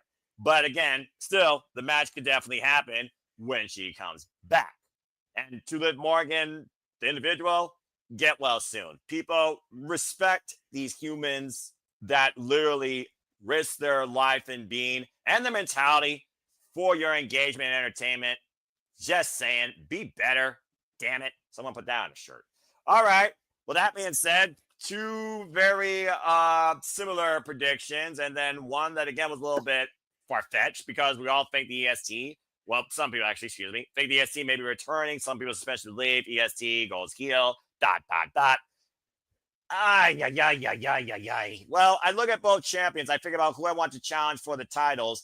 And again, this is after SummerSlam. So you got to imagine Tiffany Stratton, Naomi, or Jade Cargill had to be in the conversation for SmackDown. So you pick a SmackDown person.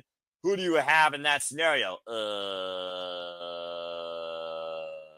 Chelsea Green, but she hasn't even been named. Julia is the WWE Women's United States Champion. And why she is British, Italian, and Japanese, we're going to France, okay? Just saying. Although she is a fashionista. And I think that would be a good match, actually. Julia, Tiffany Stratton. It is one of those things. I also think that Tiffany Stratton's run is not going to end yet. I really don't think it's going to end. I'll say that more so for SummerSlam, though. But as far as Raw, it does feel like this Battle Royale winner is going to be more Raw bound to challenge for the title. And you literally took the very first name out of my mouth as well. La Primera. Stephanie Valkyria was literally one of the first people I thought when she showed up on NXT. It was like, well, there's my winner. Because Stephanie Valkyria, to me, she is definitely somebody that is not only going to be worthy of being the face of Monday Night Raw, they're probably going to book her more often to actually defend the damn championship and be more prolific. Just saying.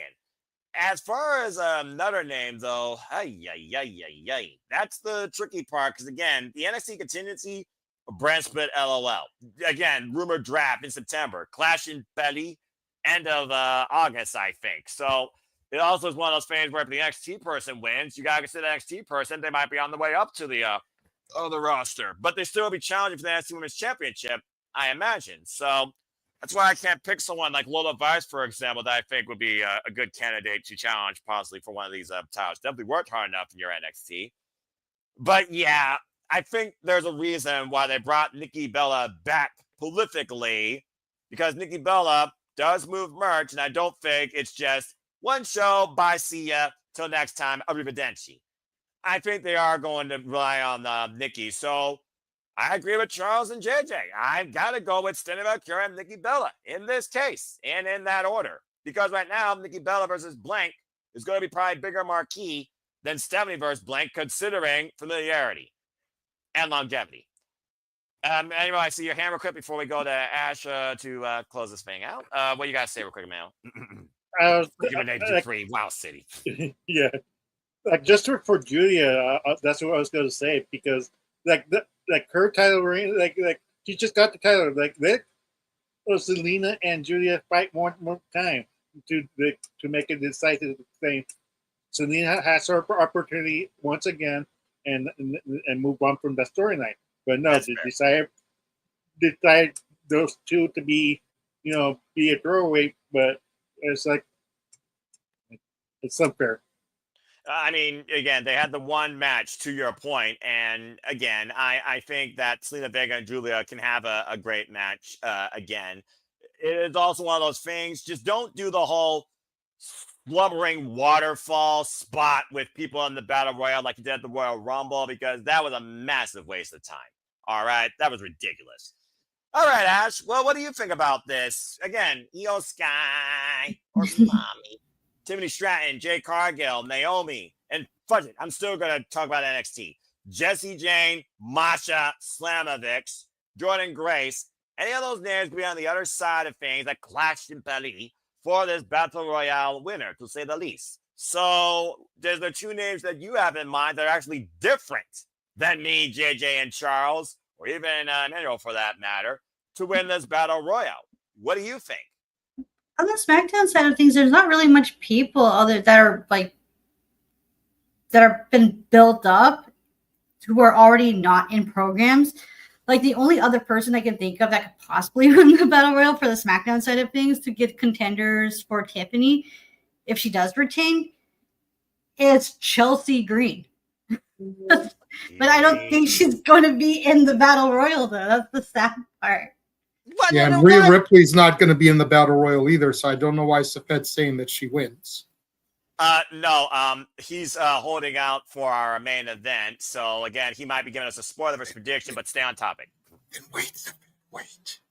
Yes, exactly. Patience is a virtue. Now, please, Ash, continue. Yeah, I was about to say, if the title match does go on before and Rhea Ripley doesn't win, she can possibly be in the Battle Royal that way, but still. Oh, yeah. It all depends on the card placement. Exactly. I'm just going to say this with all due respect. The biggest match on this card, and probably the one with the most suspension of disbelief in a change, and also probably the one with the most stuff put into it, is Rhea and Io. They're two of the biggest stars in WWE. Anyway, emphasis on stock, am I right? Sorry. It depends on what you're talking about, Ash. I mean, I'm just saying.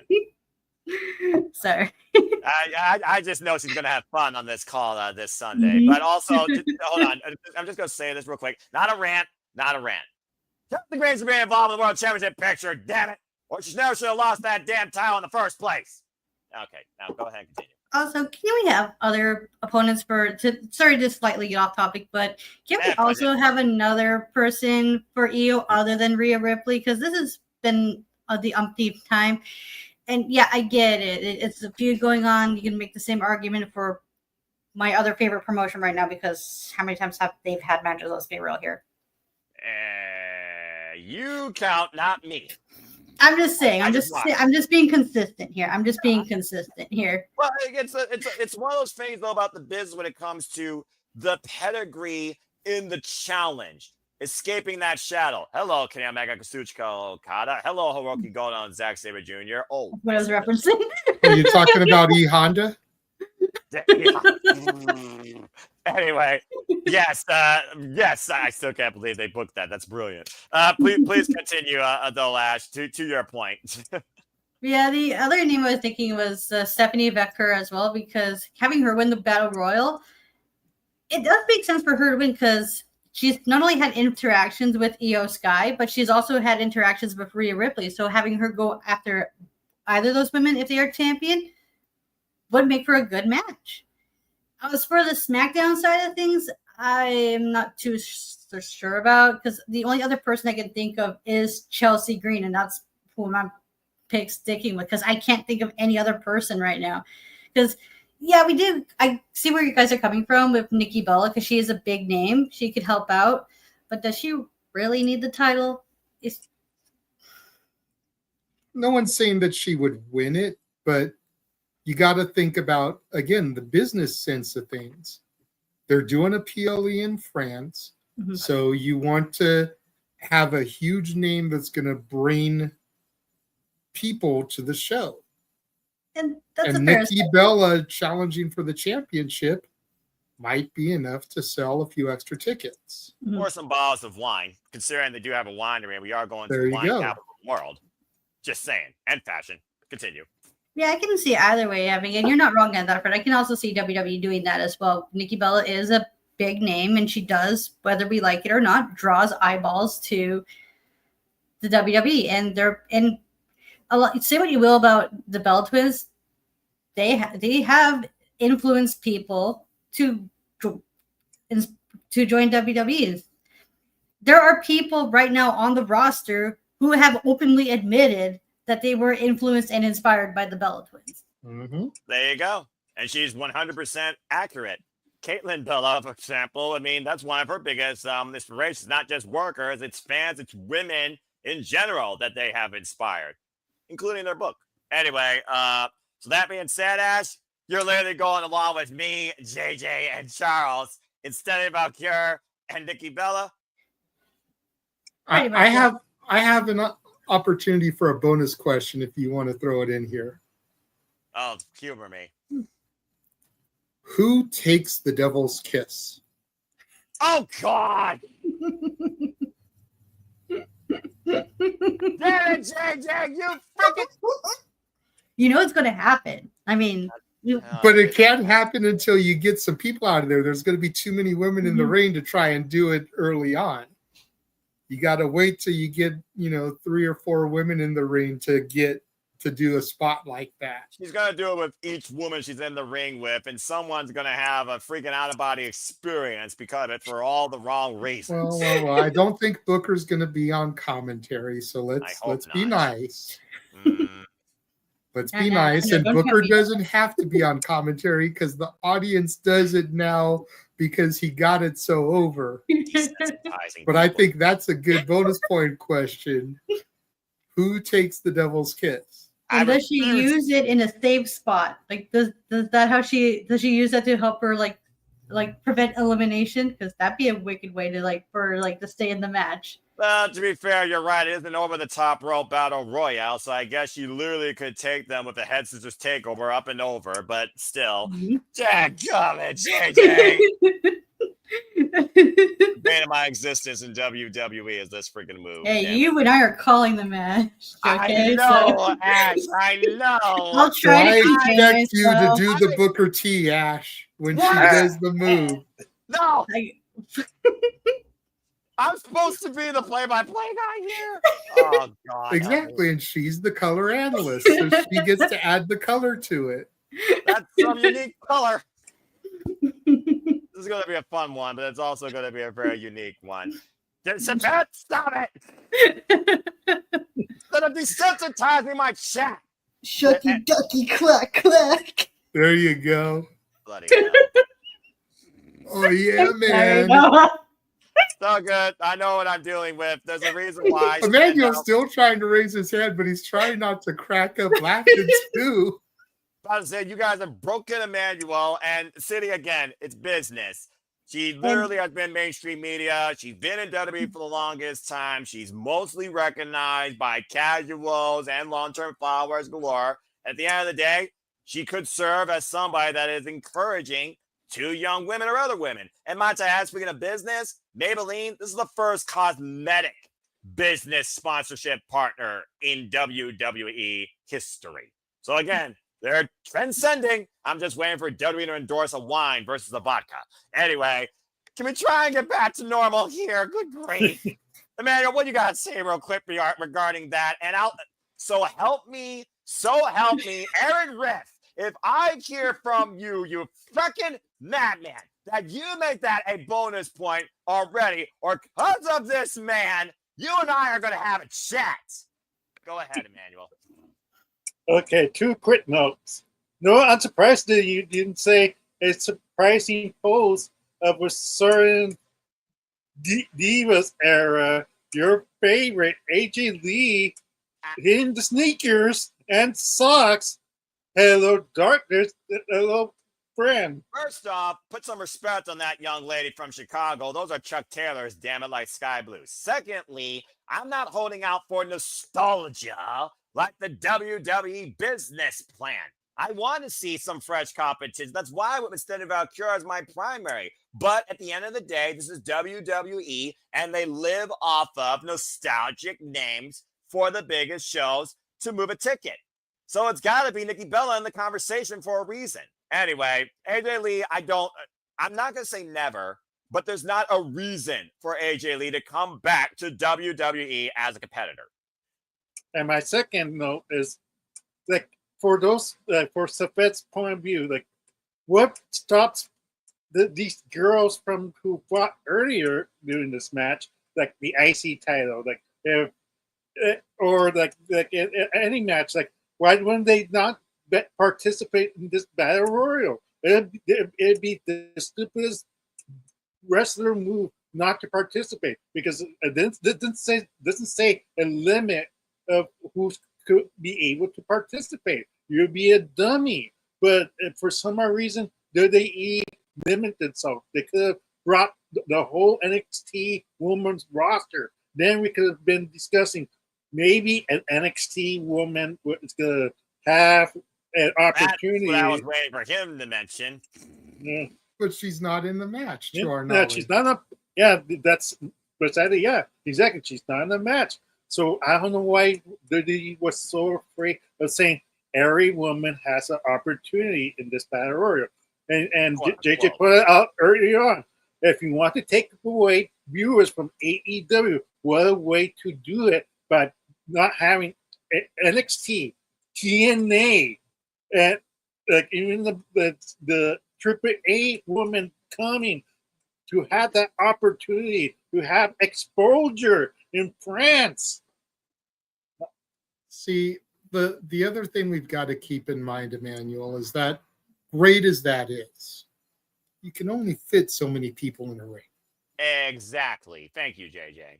I think there are I think honestly, considering NXT had 6, I see 6 from Raw, 6 from SmackDown, So 6 that's from 18. NXT, 18 overall. But that still leaves a little bit. There should still at least be an even number. I know 18 is technically even, but I think like an even 20. Yeah, I do agree. And I do think there will be at least a couple of unique participants.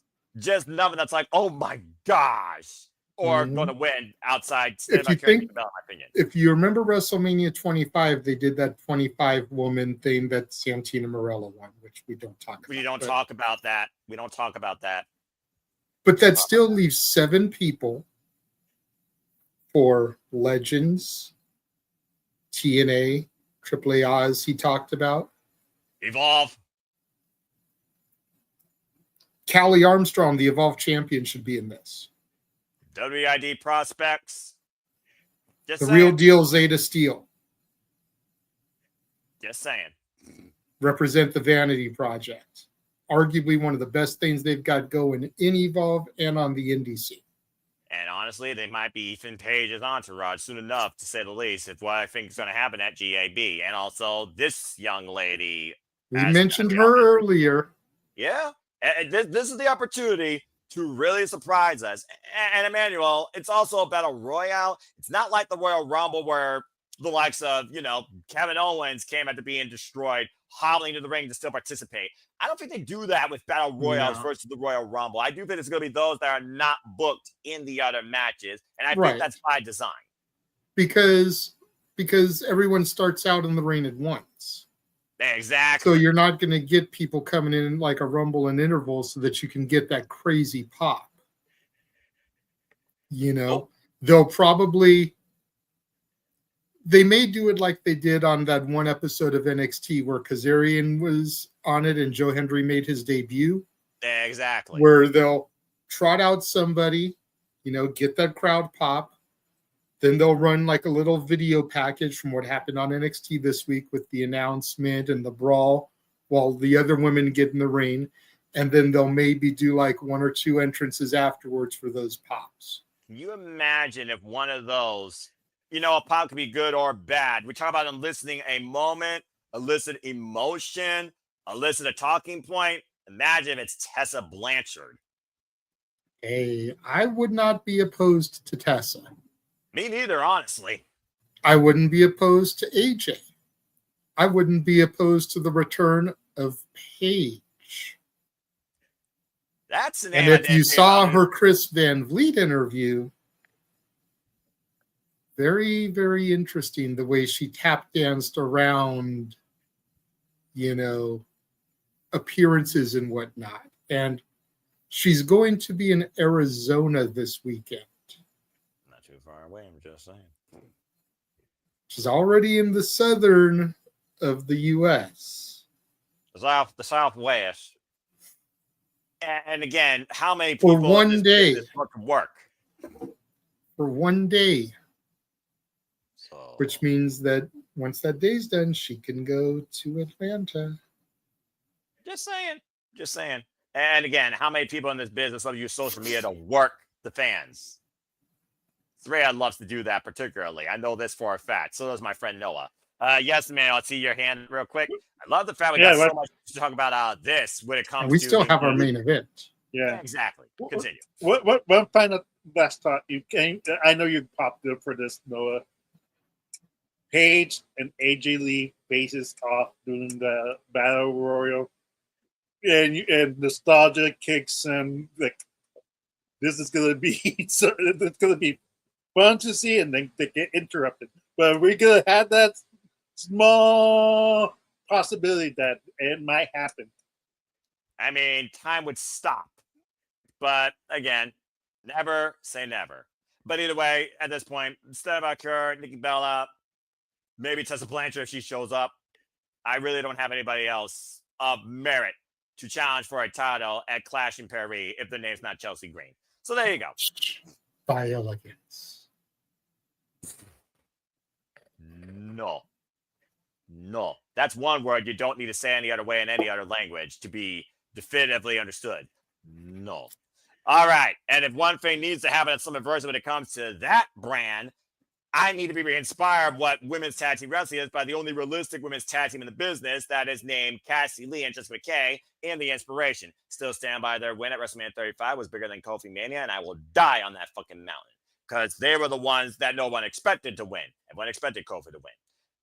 And what that lead to. All right, moving on. We had a lot of talk, a lot of fun discussion, a lot of unique ideas of who could show up here at WWE Evolution with the progression and the innovation and continued rise of women professional wrestling.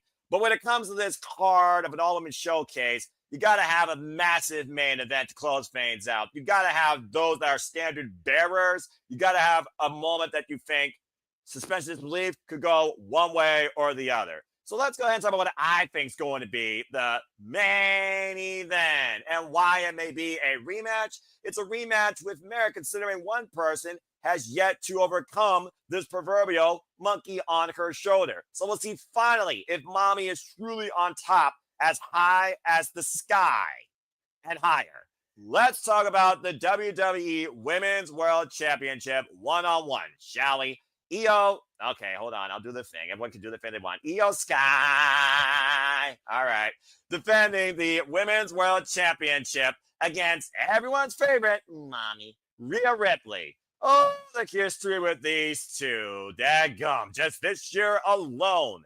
Randomly on a Monday Night Raw in the main event, Rhea Ripley was beaten by Io Sky. And she was considered the third wheel going to WrestleMania when everyone felt like we were clamoring for Mommy versus the EST, a one-on-one match that has not yet happened in WWE. In the meantime, though, Io Sky says, I'm the champion. And she proved them both correct in what is still my favorite WWE Women's Championship match of the year at WrestleMania 41 Night 2. Io Sky has not defended the championship, though, since. And this will be Io and Rhea's second time this year going one-on-one, third time, but this time a normal referee. Hopefully it's Jessica Carr. And Io, she asked for this, as Mommy says. If this is what you want, I accept. After overcoming Raquel Rodriguez at Night of Champions, Rhea Ripley is looking to be on top once again before they head down under back to Perth, Australia. So the bottom line, in the one match, I think there could truly be a title change, a moment to remember that could reshape SummerSlam as we know it. I think this is the case where it's the best chance it can happen. Ash, I leave it on to you to kick things off. Io Sky, Rhea Ripley. Who's on top at the end of the day? Mommy or the Genius of the Sky? Who leaves the Women's World Championship? See, other than Stephanie Vaquer, I can't think of any other opponents for Io Sky, and that's kind of a bit of an issue. Also, that's possibly on me because I haven't been keeping up with Raw and SmackDown as of lately, so I don't know who has been built up.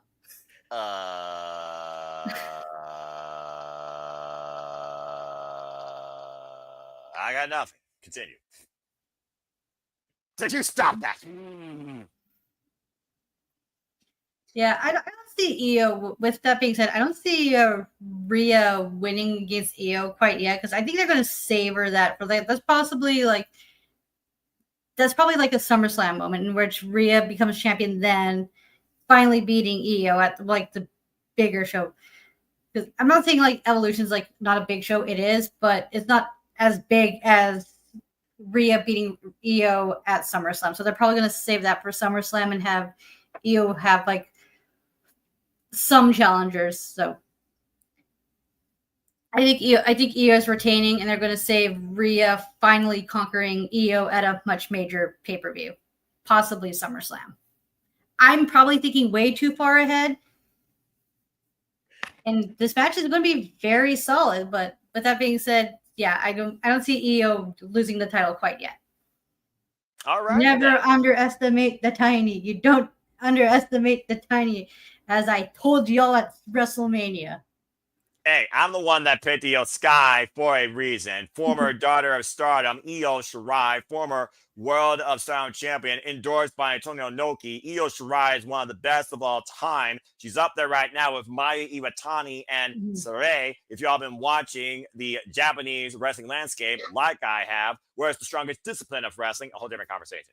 All right, well, that being said, you got Io Sky retaining in what would be, ironically enough, her second defense of the championship since being Rhea Ripley on Monday Night Raw prior to WrestleMania.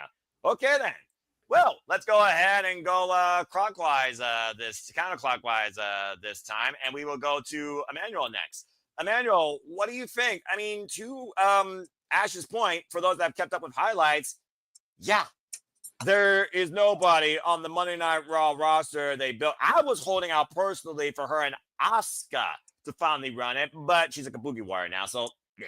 And again, Damage Control is no more. She literally is on her own. But I am holding out for maybe one person that could challenge her, but I'm also still skeptical on the other match that we called earlier. But what do you guys say regarding this? Considering what you talked about with the Battle Royale, for example. I mean, this is the major problem with WWE right now. Sadly, is the lack of title defenses from each woman and man. But that's not their fault. For some odd reason, Triple H thinks it's more believable for the champion to only defend the title during a pay-per-view than a Raw or SmackDown. But we see it sometimes, but not all the time. And that's kind of hurting the champion because they're already booked to fight or defend the title, and then we complain, oh, Io Sky only had one defense, or for instance, like Zelina, she only had one defense, and then she lost the title. Like, is she's the worst United States champion of all time? No, because the championship just started, so no. And by default, yes, but we're not going to see the history until it gets built up in the next 10 years. Check to me when 10 years has passed by. Then we could discuss what was the worst reign. You're talking about a title and its infertility versus the title that's been around a lot longer. Yeah. So I'll just leave it at that. But the problem is, like, I don't want to see Rhea be champion again. Like it feels like I don't, like, it's like for AEW's the same problem. Like, it's like the Tony Storm show. Like you had so many women like out there that are believable fighters and great, challengers, but they don't like give the other woman the ability or the compliance. You know what? I think it's time for you to get that championship. You deserve it. You work hard, but they only care about what the fans react. That's the number one thing. Like, the merchandise also helps and everything like that. But I don't like. I'm over it. Like, I'm over the Rhea Ripley. This is my brutality mommy gimmick, because that's a Judgment Day gimmick, and she's out of Judgment Day. She's been done with Judgment Day. She said that she's like, Judgment Day is in her past now. So we need a new evolution of Rhea Ripley. But we're still having the same gimmick, and that's what's wrong with her right now. Like it's like we can't have the same people running the carry the championship. For me, I hope Io Sky wins, and that's who I'm picking, Io Sky to retain. But I have this deep feeling that Triple H or TKO don't have that, confidence for Io Sky to carry the title for SummerSlam, because as much as fans love Io Sky and she's overdoing that gimmick, I think TKO sees more money if Mommy is just champion for SummerSlam, and that's the unfortunate part. Wow. All right.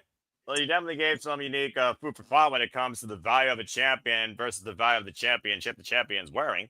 Ash, I do see you have your hand. First time tonight, it seems like you have a counter thought or something to add based on what you heard. Because he did go with the same thought, the same pick as you, but go ahead. What's your take on this? Yeah, I wanted to add to Emmanuel's point here. When you mentioned like how Rhea Ripley is constantly like in the title picture, can we make the argument, or it's safe to say that WWE, like how am I going to phrase, like how we complain about Charlotte Flair being like how WWE doesn't know what to do with Charlotte if she's not in the title picture? Yes. Can we make that same argument that's what's happening with Rhea Ripley currently? Because if you've noticed right now, a lot of Rhea Ripley's storylines and feuds have revolved around the title. Yeah, it's kind of a fair argument, JJ, now that I think about it, because for the last year, Rhea Ripley's been hell-bent on getting that title back from Liv Morgan since SummerSlam. The only, I guess you could say, bump in that road we've seen in Rhea pursuing the championship was facing somebody that literally put her through the stage when she was in NXT, and she got that win back. So there's no other blemish when it comes to Rhea Ripley's past, other than this obstacle that she hasn't beaten yet in Sky. So again, though, the scope of this show versus SummerSlam, it's kind of like, why even compare? Yes, SummerSlam, pay-per-view, first ever 2-night SummerSlam. I get it. Duh. Super big. Duh. But that's not what it's about. It's about the women coming out and showing out here in this all-women showcase that if the fans been clamoring for it more than the workers, that remains to be seen. But this is a big opportunity right here, I think, for the women particularly. So, JJ, before I let my thoughts, what do you think about this? Considering what we talked about all night about both world champions, the Battle Royal applications being more Raw focused, Io Sky's value as a champion, the quantity of challengers on Monday Night Raw, Rhea Ripley's dynamic and storytelling not concerning the title, continuing chasing the dragon that she can't beat, for example. Gee, where I heard that before. What do you think?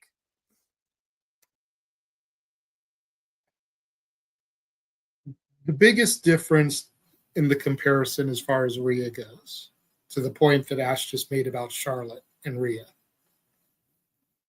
Rhea's been on the main roster since 2021. Correct. So 4 years, 3 championships.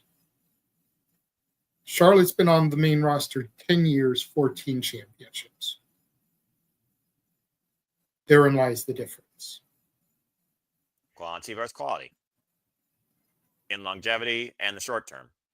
Though I don't disagree with Ash's general point, because Rhea does seem to be very title picture heavy focused.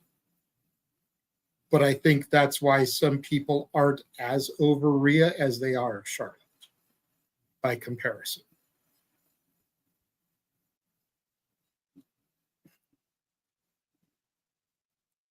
My question for this match is this. Go for it. Crown Jewel is around the corner. We know that. Perth, Australia. Are they doing the champion versus championship thing again for the Crown Jewel champions? Or is that only something they do when Crown Jewel's in Saudi Arabia? I thought that Paul Levesque said he wanted this to be an annual thing regarding who could get the most rings, and he wants it to be champion versus champion. I think this is the standard he set for this show. It doesn't matter where it's at. That's my question. Because if it's champion versus champion again, then Rhea needs to be champion going into For home turf. Crown Royal. Yeah. Crown Jewel. Right. If they're not doing that because it's not in Saudi, I think it's bigger for Rhea to win the title in Australia. But we also got Clash in Paris as well, I believe, before that too. I know. And again, we've got at least 2, if not 3 PLEs before that. Yeah. But that's the $1 million question: is if it's going to be champion versus champion, Rhea has to be champion going in. Right. If it's not going to be champion versus champion, it's bigger for her to win the title in Australia. Right. That's why I feel like one of the main titles has to change hands. I'm just not sure if it's this one. Or if it'll be the Tiffany one with the Money in the Bank cash. Carter is going to say a whole lot about this show when it comes to those thoughts. That's for damn sure. Because I almost don't want the story to end that Rhea can't beat Io. I like that story. Same. Imagine the pop when it actually happens on the appropriate stage. David consistently slays Goliath. Mm-hmm. It's a tale as old as time. A song as old as rhyme. Wait, let me stop. That's not this weekend, next weekend. But that's the big thing that's going through my head here. I wish we knew for sure if it was going to be champion versus champion at Crown Jewel or not. Yeah, because plans subject to change. Because what you said back then could literally change this year. Because again, that was last freaking year. Mm-hmm. But I also don't think that when they did that, they thought that Crown Jewel was going to be out of Saudi this year. Jury is out on that, but yeah. Because there's no point in running two Saudi shows that close together, because that's October and they're back there in January for the Rumble. I didn't even think about that. It's a small window of time. So that's for me, that's the $1 million question. It almost makes me wonder, similar to Goto and Zack Sabre Jr., could this end under controversial circumstances and be suspended for SummerSlam to go 2 out of 3 falls? The end game that took Kenny Omega to beat Kazuchika Okada. Talk about chasing the dragon, beating that obstacle you haven't beaten yet. What does it take? How big do you make it? I'll go you one better. Because it's something I don't think that the WWE has done in a very long time. And what would that be?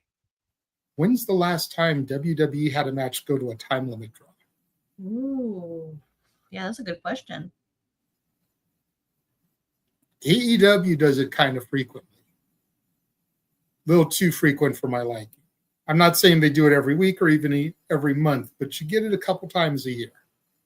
It's a little too frequent. When was the last time a WWE match went to a time limit draw? It would have to have been during an Iron Man where the clock came into play and they didn't go to sudden death, but I can't recall. Let this match go to a time limit draw. Rhea didn't beat her, but she didn't lose either. Ooh, that's a good shout. I didn't think of that. That's really good. And that way it keeps the feud going as well.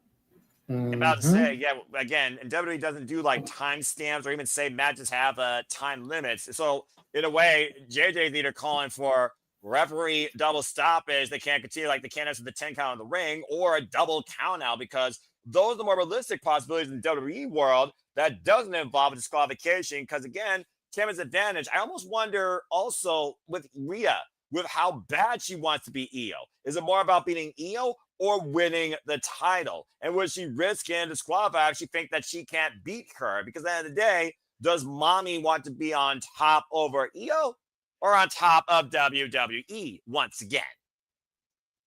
There's more suspension of disbelief here than meets the eye initially. And that's why I think this does deserve to be the closing match. Because again, I don't think it's as simple to predict. What's up, Emmanuel?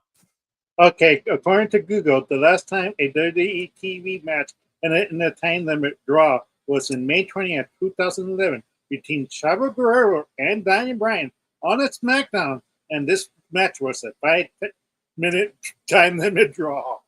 5 minutes. Oh, wow, damn. Still. Wow.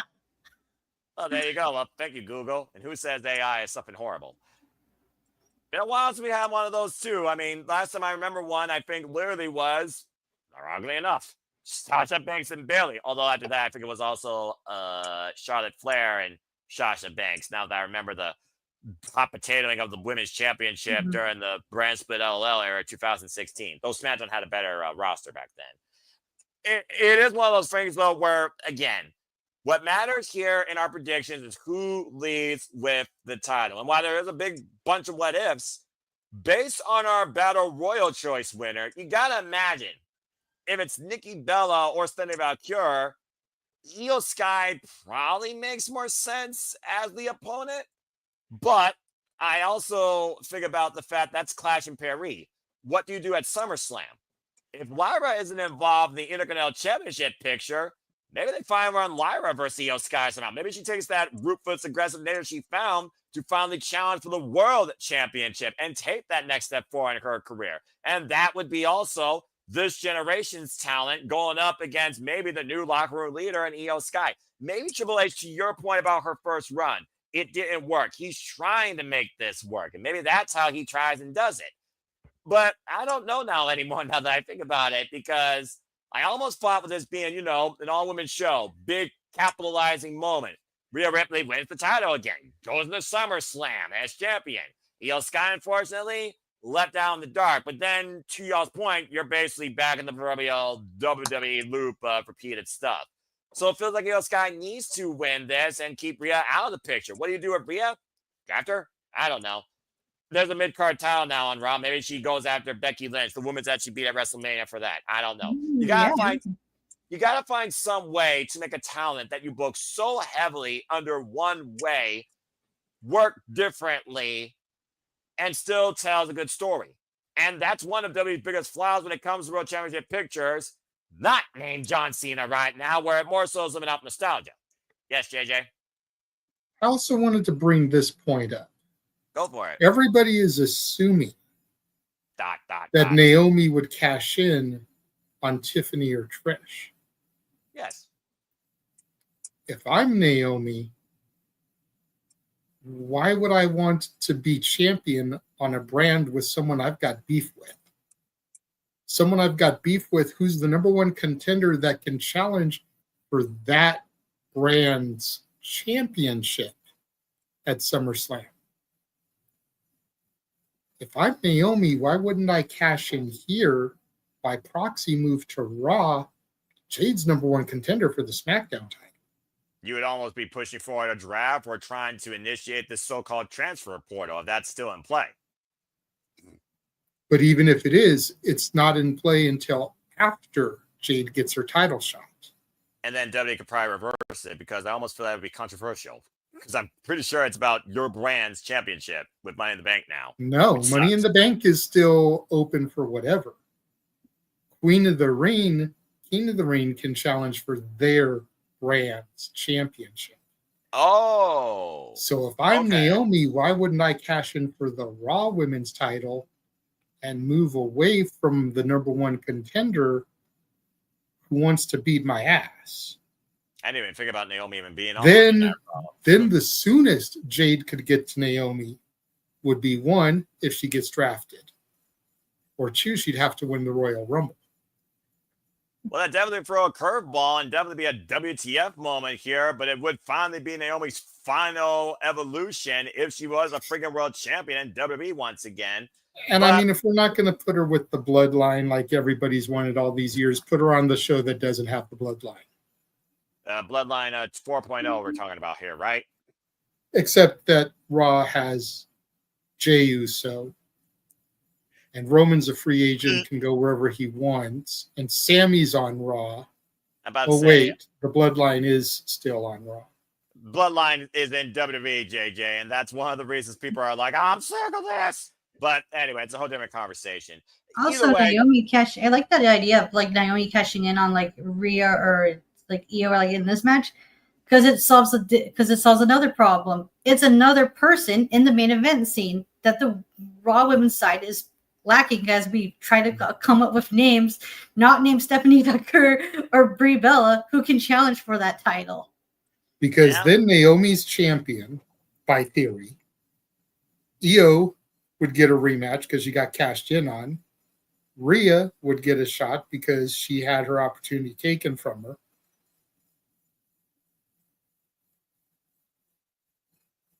It's a fair point. But I just don't know if WWE is dynamic enough to let that happen with how much thought they put into this story with Jade and Naomi. And Naomi feels like she's been more targeting the SmackDown side of things than the Raw side of things. And I do think people want to see Stina Valkyria versus Io Sky because, again, we saw that screwy finish. Was that doing Nikki Bella, though? Yeah, Nikki That Bella could versus be a Roxanne Perez. contendership match, though. Yeah. But again, all these moving pieces. Regardless, we got to find out who leads with this title, and I don't think it's going to be cash-in. I reluctantly am going to go with Io Sky and hoping it leads to her versus Stina Valkyria or her versus Lyra Valkyria. I'm definitively going with Io Sky retaining. What do you got to say real quick, Emmanuel? Okay, timestamp this for Evolution. This is my future prediction for WrestleMania this coming year. I have, yeah, no, exactly. Oh, Lord, yeah, indeed. I had Naomi being Jade at SummerSlam. We're going to have the build, like JJ said. Naomi's going to get drafted to Raw. And Jade's going to be like, I still want her, but you can't buy her. She's in a different brand. And we got to have that build up of Jade trying to find a way to get on her hands on Naomi because he stole that championship from her. Maybe a possibility Royal Rumble winner of Jade Cargill. That would be a bonus for her. Set her up facing Bianca Belair for the possibility putting her Royal Rumble winning against Bianca Belair. Winner faces Naomi. Jade finally beats, and then they finally had that face off in WrestleMania, having her WrestleMania moment in front of in the Las Vegas crowd, confetti, the fireworks hit, finally beating and gaining her championship. She really deserved. Bianca Belair comes out to hug her best friend. Like, congratulations, you finally did it. You That's a little bit of a different way left with Albuquerque. Well, maybe he U-turned. But okay, I appreciate the dynamic booking, but I mean, she's already being booed out of the building, and the boos fuel her. I don't know if there is a way Jade Cargill can be cheered at this point. But that's a different conversation. Either way, as far as this match goes, I think Io is going to retain, but I also can see Rhea and Io running it back 2 out of 3 falls, and that could be the definitive then. But we got to move away from Rhea Ripley in championship picture and Rhea versus Io being the only women's championship picture you have on Monday Night Raw after Evolution. It's got to change into something different. It's got to. It needs to evolve. Exactly. All right. Well, that being said, unique thoughts by everybody all around. So again, folks, what are you looking forward to Evolution? Who you think shows up? What do you think evolves out of this towards SummerSlam? Do we run it back once again at the biggest part of the summer that's now 2 nights long? Do we get a whole different dynamic? And who's heading off to France to challenge for a championship? Let us know your thoughts in the comments down below as we get ready to conclude. And we thank you all for tuning in to hopefully it was much more of a dynamic, unique, outgoing, energetic discussion regarding WWE Evolution. Again, Ash, looking very forward to calling this, but also, good Lord, this is going to be crazy to call this. And I'm sure it's going to be fun for everybody, and if nothing else, entertaining.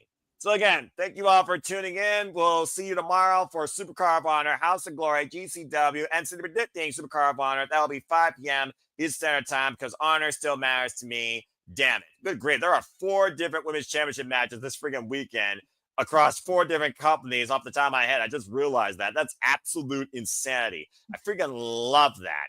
And CD, we're actually going to talk about that more during the shenanigans based on everything we're going to watch, because I don't compare, contrast, or tier list or be like this versus that, because I think that's not tribalistic, because I think that word's too far thrown around. I think that's short-sighted behavior on the business, and I don't roll like that, player. But I appreciate the question. Let's go ahead around the horn and get everybody's thoughts before we bid everybody a fine adieu. First and foremost, Ash, I'm looking very forward to not only calling this with you, but we're going all in on Saturday. Yeah. Let's freaking go. Let's freaking go. And of course, there's so much more to come this freaking weekend as well. But in the meantime, you get to, rest. And again, glad to see you putting out content. We'll talk more about the G1 Climax preview and other stuff, I'm sure, after this weekend. But go ahead and tell where the people can once again find you and not be a dickhead. You can find me on X, the app formerly known as Twitter at ShadowBadAsh, and subscribe to my YouTube channel, Batty for Wrestling. There you go. Don't be a dickhead. Be a young punk. You're welcome. That being said, Emmanuel, shout out to your other half, Arlene Dominguez. And again, folks, stay to the forum. It'll be in the comment section and my social medias, of course, some point tomorrow. But where can the people engage further with you? Yeah, I know. You're laughing. If you're gonna put anybody, put Gilbert. That's my homie. That's my guy. What? Yeah, sure. Are you dead serious, Gilbert? I'm telling you, like I like his gimmick. It's my running gag. What the fuck?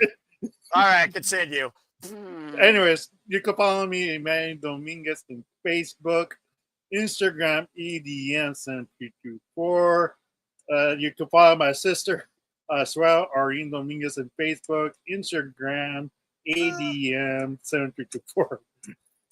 And 73244. yeah, exactly. ADM73244. And if you're wondering what the 7324 is, it's my high school ID number. You shouldn't say that too loud. Identity theft is very much a thing, as well as maybe I take people's identities. But again, maybe I shouldn't say that too loud myself. No, like I don't use it for my password. I'm just saying what it means. Look, if I were just to say my password in a cryptic anagram way, people would think I'm an alien. Just saying. Yeah. Or a robot. There you go. There's my guy. JJ, you freaking idiot! Oh God! You love it, Noah. I mean, I do love it more than Oberg. I'm not gonna lie. All right. Speaking of which, JJ, appreciate you. Of course, we'll be back here with this madness tomorrow. So if you do want to tell where the people can find you, go ahead. Find me on X, ROWJJ Williams and Casa D18 Studio. Find me on YouTube, Casa D18 Studios, and on Instagram, the Renegade JJ Williams. Yeah, truly as simple as that. Again, he's not going to give you the prolific, redundant, shows, plugs, and schedule for the weekend. Because again, we're going to be right back on your screen tomorrow, 5 p.m. Standard Time, simply predicting the Super Card of Honor before we do our coverage. Looking forward to doing that with our other Canadian friend, Nick. So stay tuned for more on that. Again, if you haven't already, please subscribe today to Rage of Wrestling. Walter Cruz, Mr. Reliable himself. Of course, he literally is on the move. Appreciate you, brother. Hope you're doing well. Looking forward to once again engaging with you in gaming and wrestling here very soon. So, damn it. Again, follow, of course, our friends here that are part of the Super Disney community. Wasn't here tonight, but shout out to DJ F. Rockin' Ropes. Check him out along with our Canadian friend Ash, sometimes on the spaces, as he causes chaos virtually on the app formerly known as Twitter, X. If X don't give it to you, he will. And again, Tatula was here earlier, but she had to power down. But she'll be back some point next week when I figure out when I'm going to do Super Disney Summiversary. But if you haven't already, follow her when it's wrestling time at Rangers of Wrestling on YouTube. And again, stay tuned for Super Disney TNA Summiversary we made official. Time and date to be determined next week before we cover it on July 20th. Again, that'll be exclusively on pay-per-view. Mantra for the win. Smash everybody. TNA for life. But again, we'll see you tomorrow when we simply predict Ring of Honor, Super Card of Honor. That'll be 5 p.m. Eastern Standard Time. And then our coverage begins, I believe, 7 p.m. Eastern Standard Time here at the Super Studios. So please stay tuned for more on that. Now, before I do my little bit of a conclusion, I do have one last little thing. I want to pick the brains of a couple of people that weren't here when we went all in. So, real quick, simply put, Ash, we're going to be on the call. JJ, it's this weekend, man. There's a whole lot of shit going on. Do either of you want to give a couple of simple thoughts towards what you think is going to happen at All In this weekend? JJ, I will start with you. The main thing that I want to discuss as far as All In ties into Super Card of Honor, so I will save that for tomorrow. Fair enough. All I'm just going to say is it'll be a really big shoe. Oh, all right. Well, case in point. There's a teaser. Stay tuned. Ash, anything that you want to give real quick towards AEW All In as a simple little hype thought or prediction towards anything? I'm really looking forward to Omega Okada. I can't wait for that match. I'm fine with either man winning. I mean, there's a person I favor more. Like I that I prefer more than the other. It's pretty obvious, but still, it's going to be fun. I'm looking forward to calling the show. I can't wait for it. I'm more concerned about the Tony Storm and Mercedes match. You and the internet wrestling community continue. Because I know the match is going to be good. I just worried about the result is going to be. That's the thing, because it's one of the issues, because we know Mercedes is on a belt collector gimmick right now, and I'm worried what's going to happen to the division if she does happen to beat Tony Storm. Yeah. Tune in tomorrow to Simply Predicting Supercard of Honor to see my thoughts. 5 p.m. Eastern Standard Time, folks. And speaking of women, shout out to the Women's Casino Gauntlet match where, again, Megan Bay and Chris Statlander. That's some fucking power, damn it. That's where it's at. Stats where it's at. Fuck yeah. Nope. Megan Bay and Chris Statlander, of course, will be kicking off the Casino Gauntlet #1 and #2. Again, so much more. And again, we are covering it all this weekend, folks. So again, please stay tuned. I cannot fucking wait for this pay-per-view.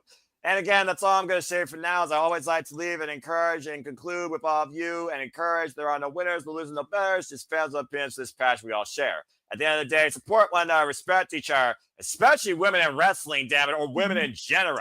And protect your mentality too. And just for life and enjoy professional wrestling. It's truly as simple as that. Again, shout out to my friend across the pond, Amara Jade. Follow her, Amara Jade. Follow Hustle Wrestling. Kick Nina Samuel's ass, Amara. Again, long overdue since you were injured. And again, that being said, thank you all so much to the internet rousing edition of Super Predicting. This has been W Evolution. I hope that you all give not only professional wrestling a chance, but also give the women of WWE a chance to stand out, represent, present, and tell the men to fuck off.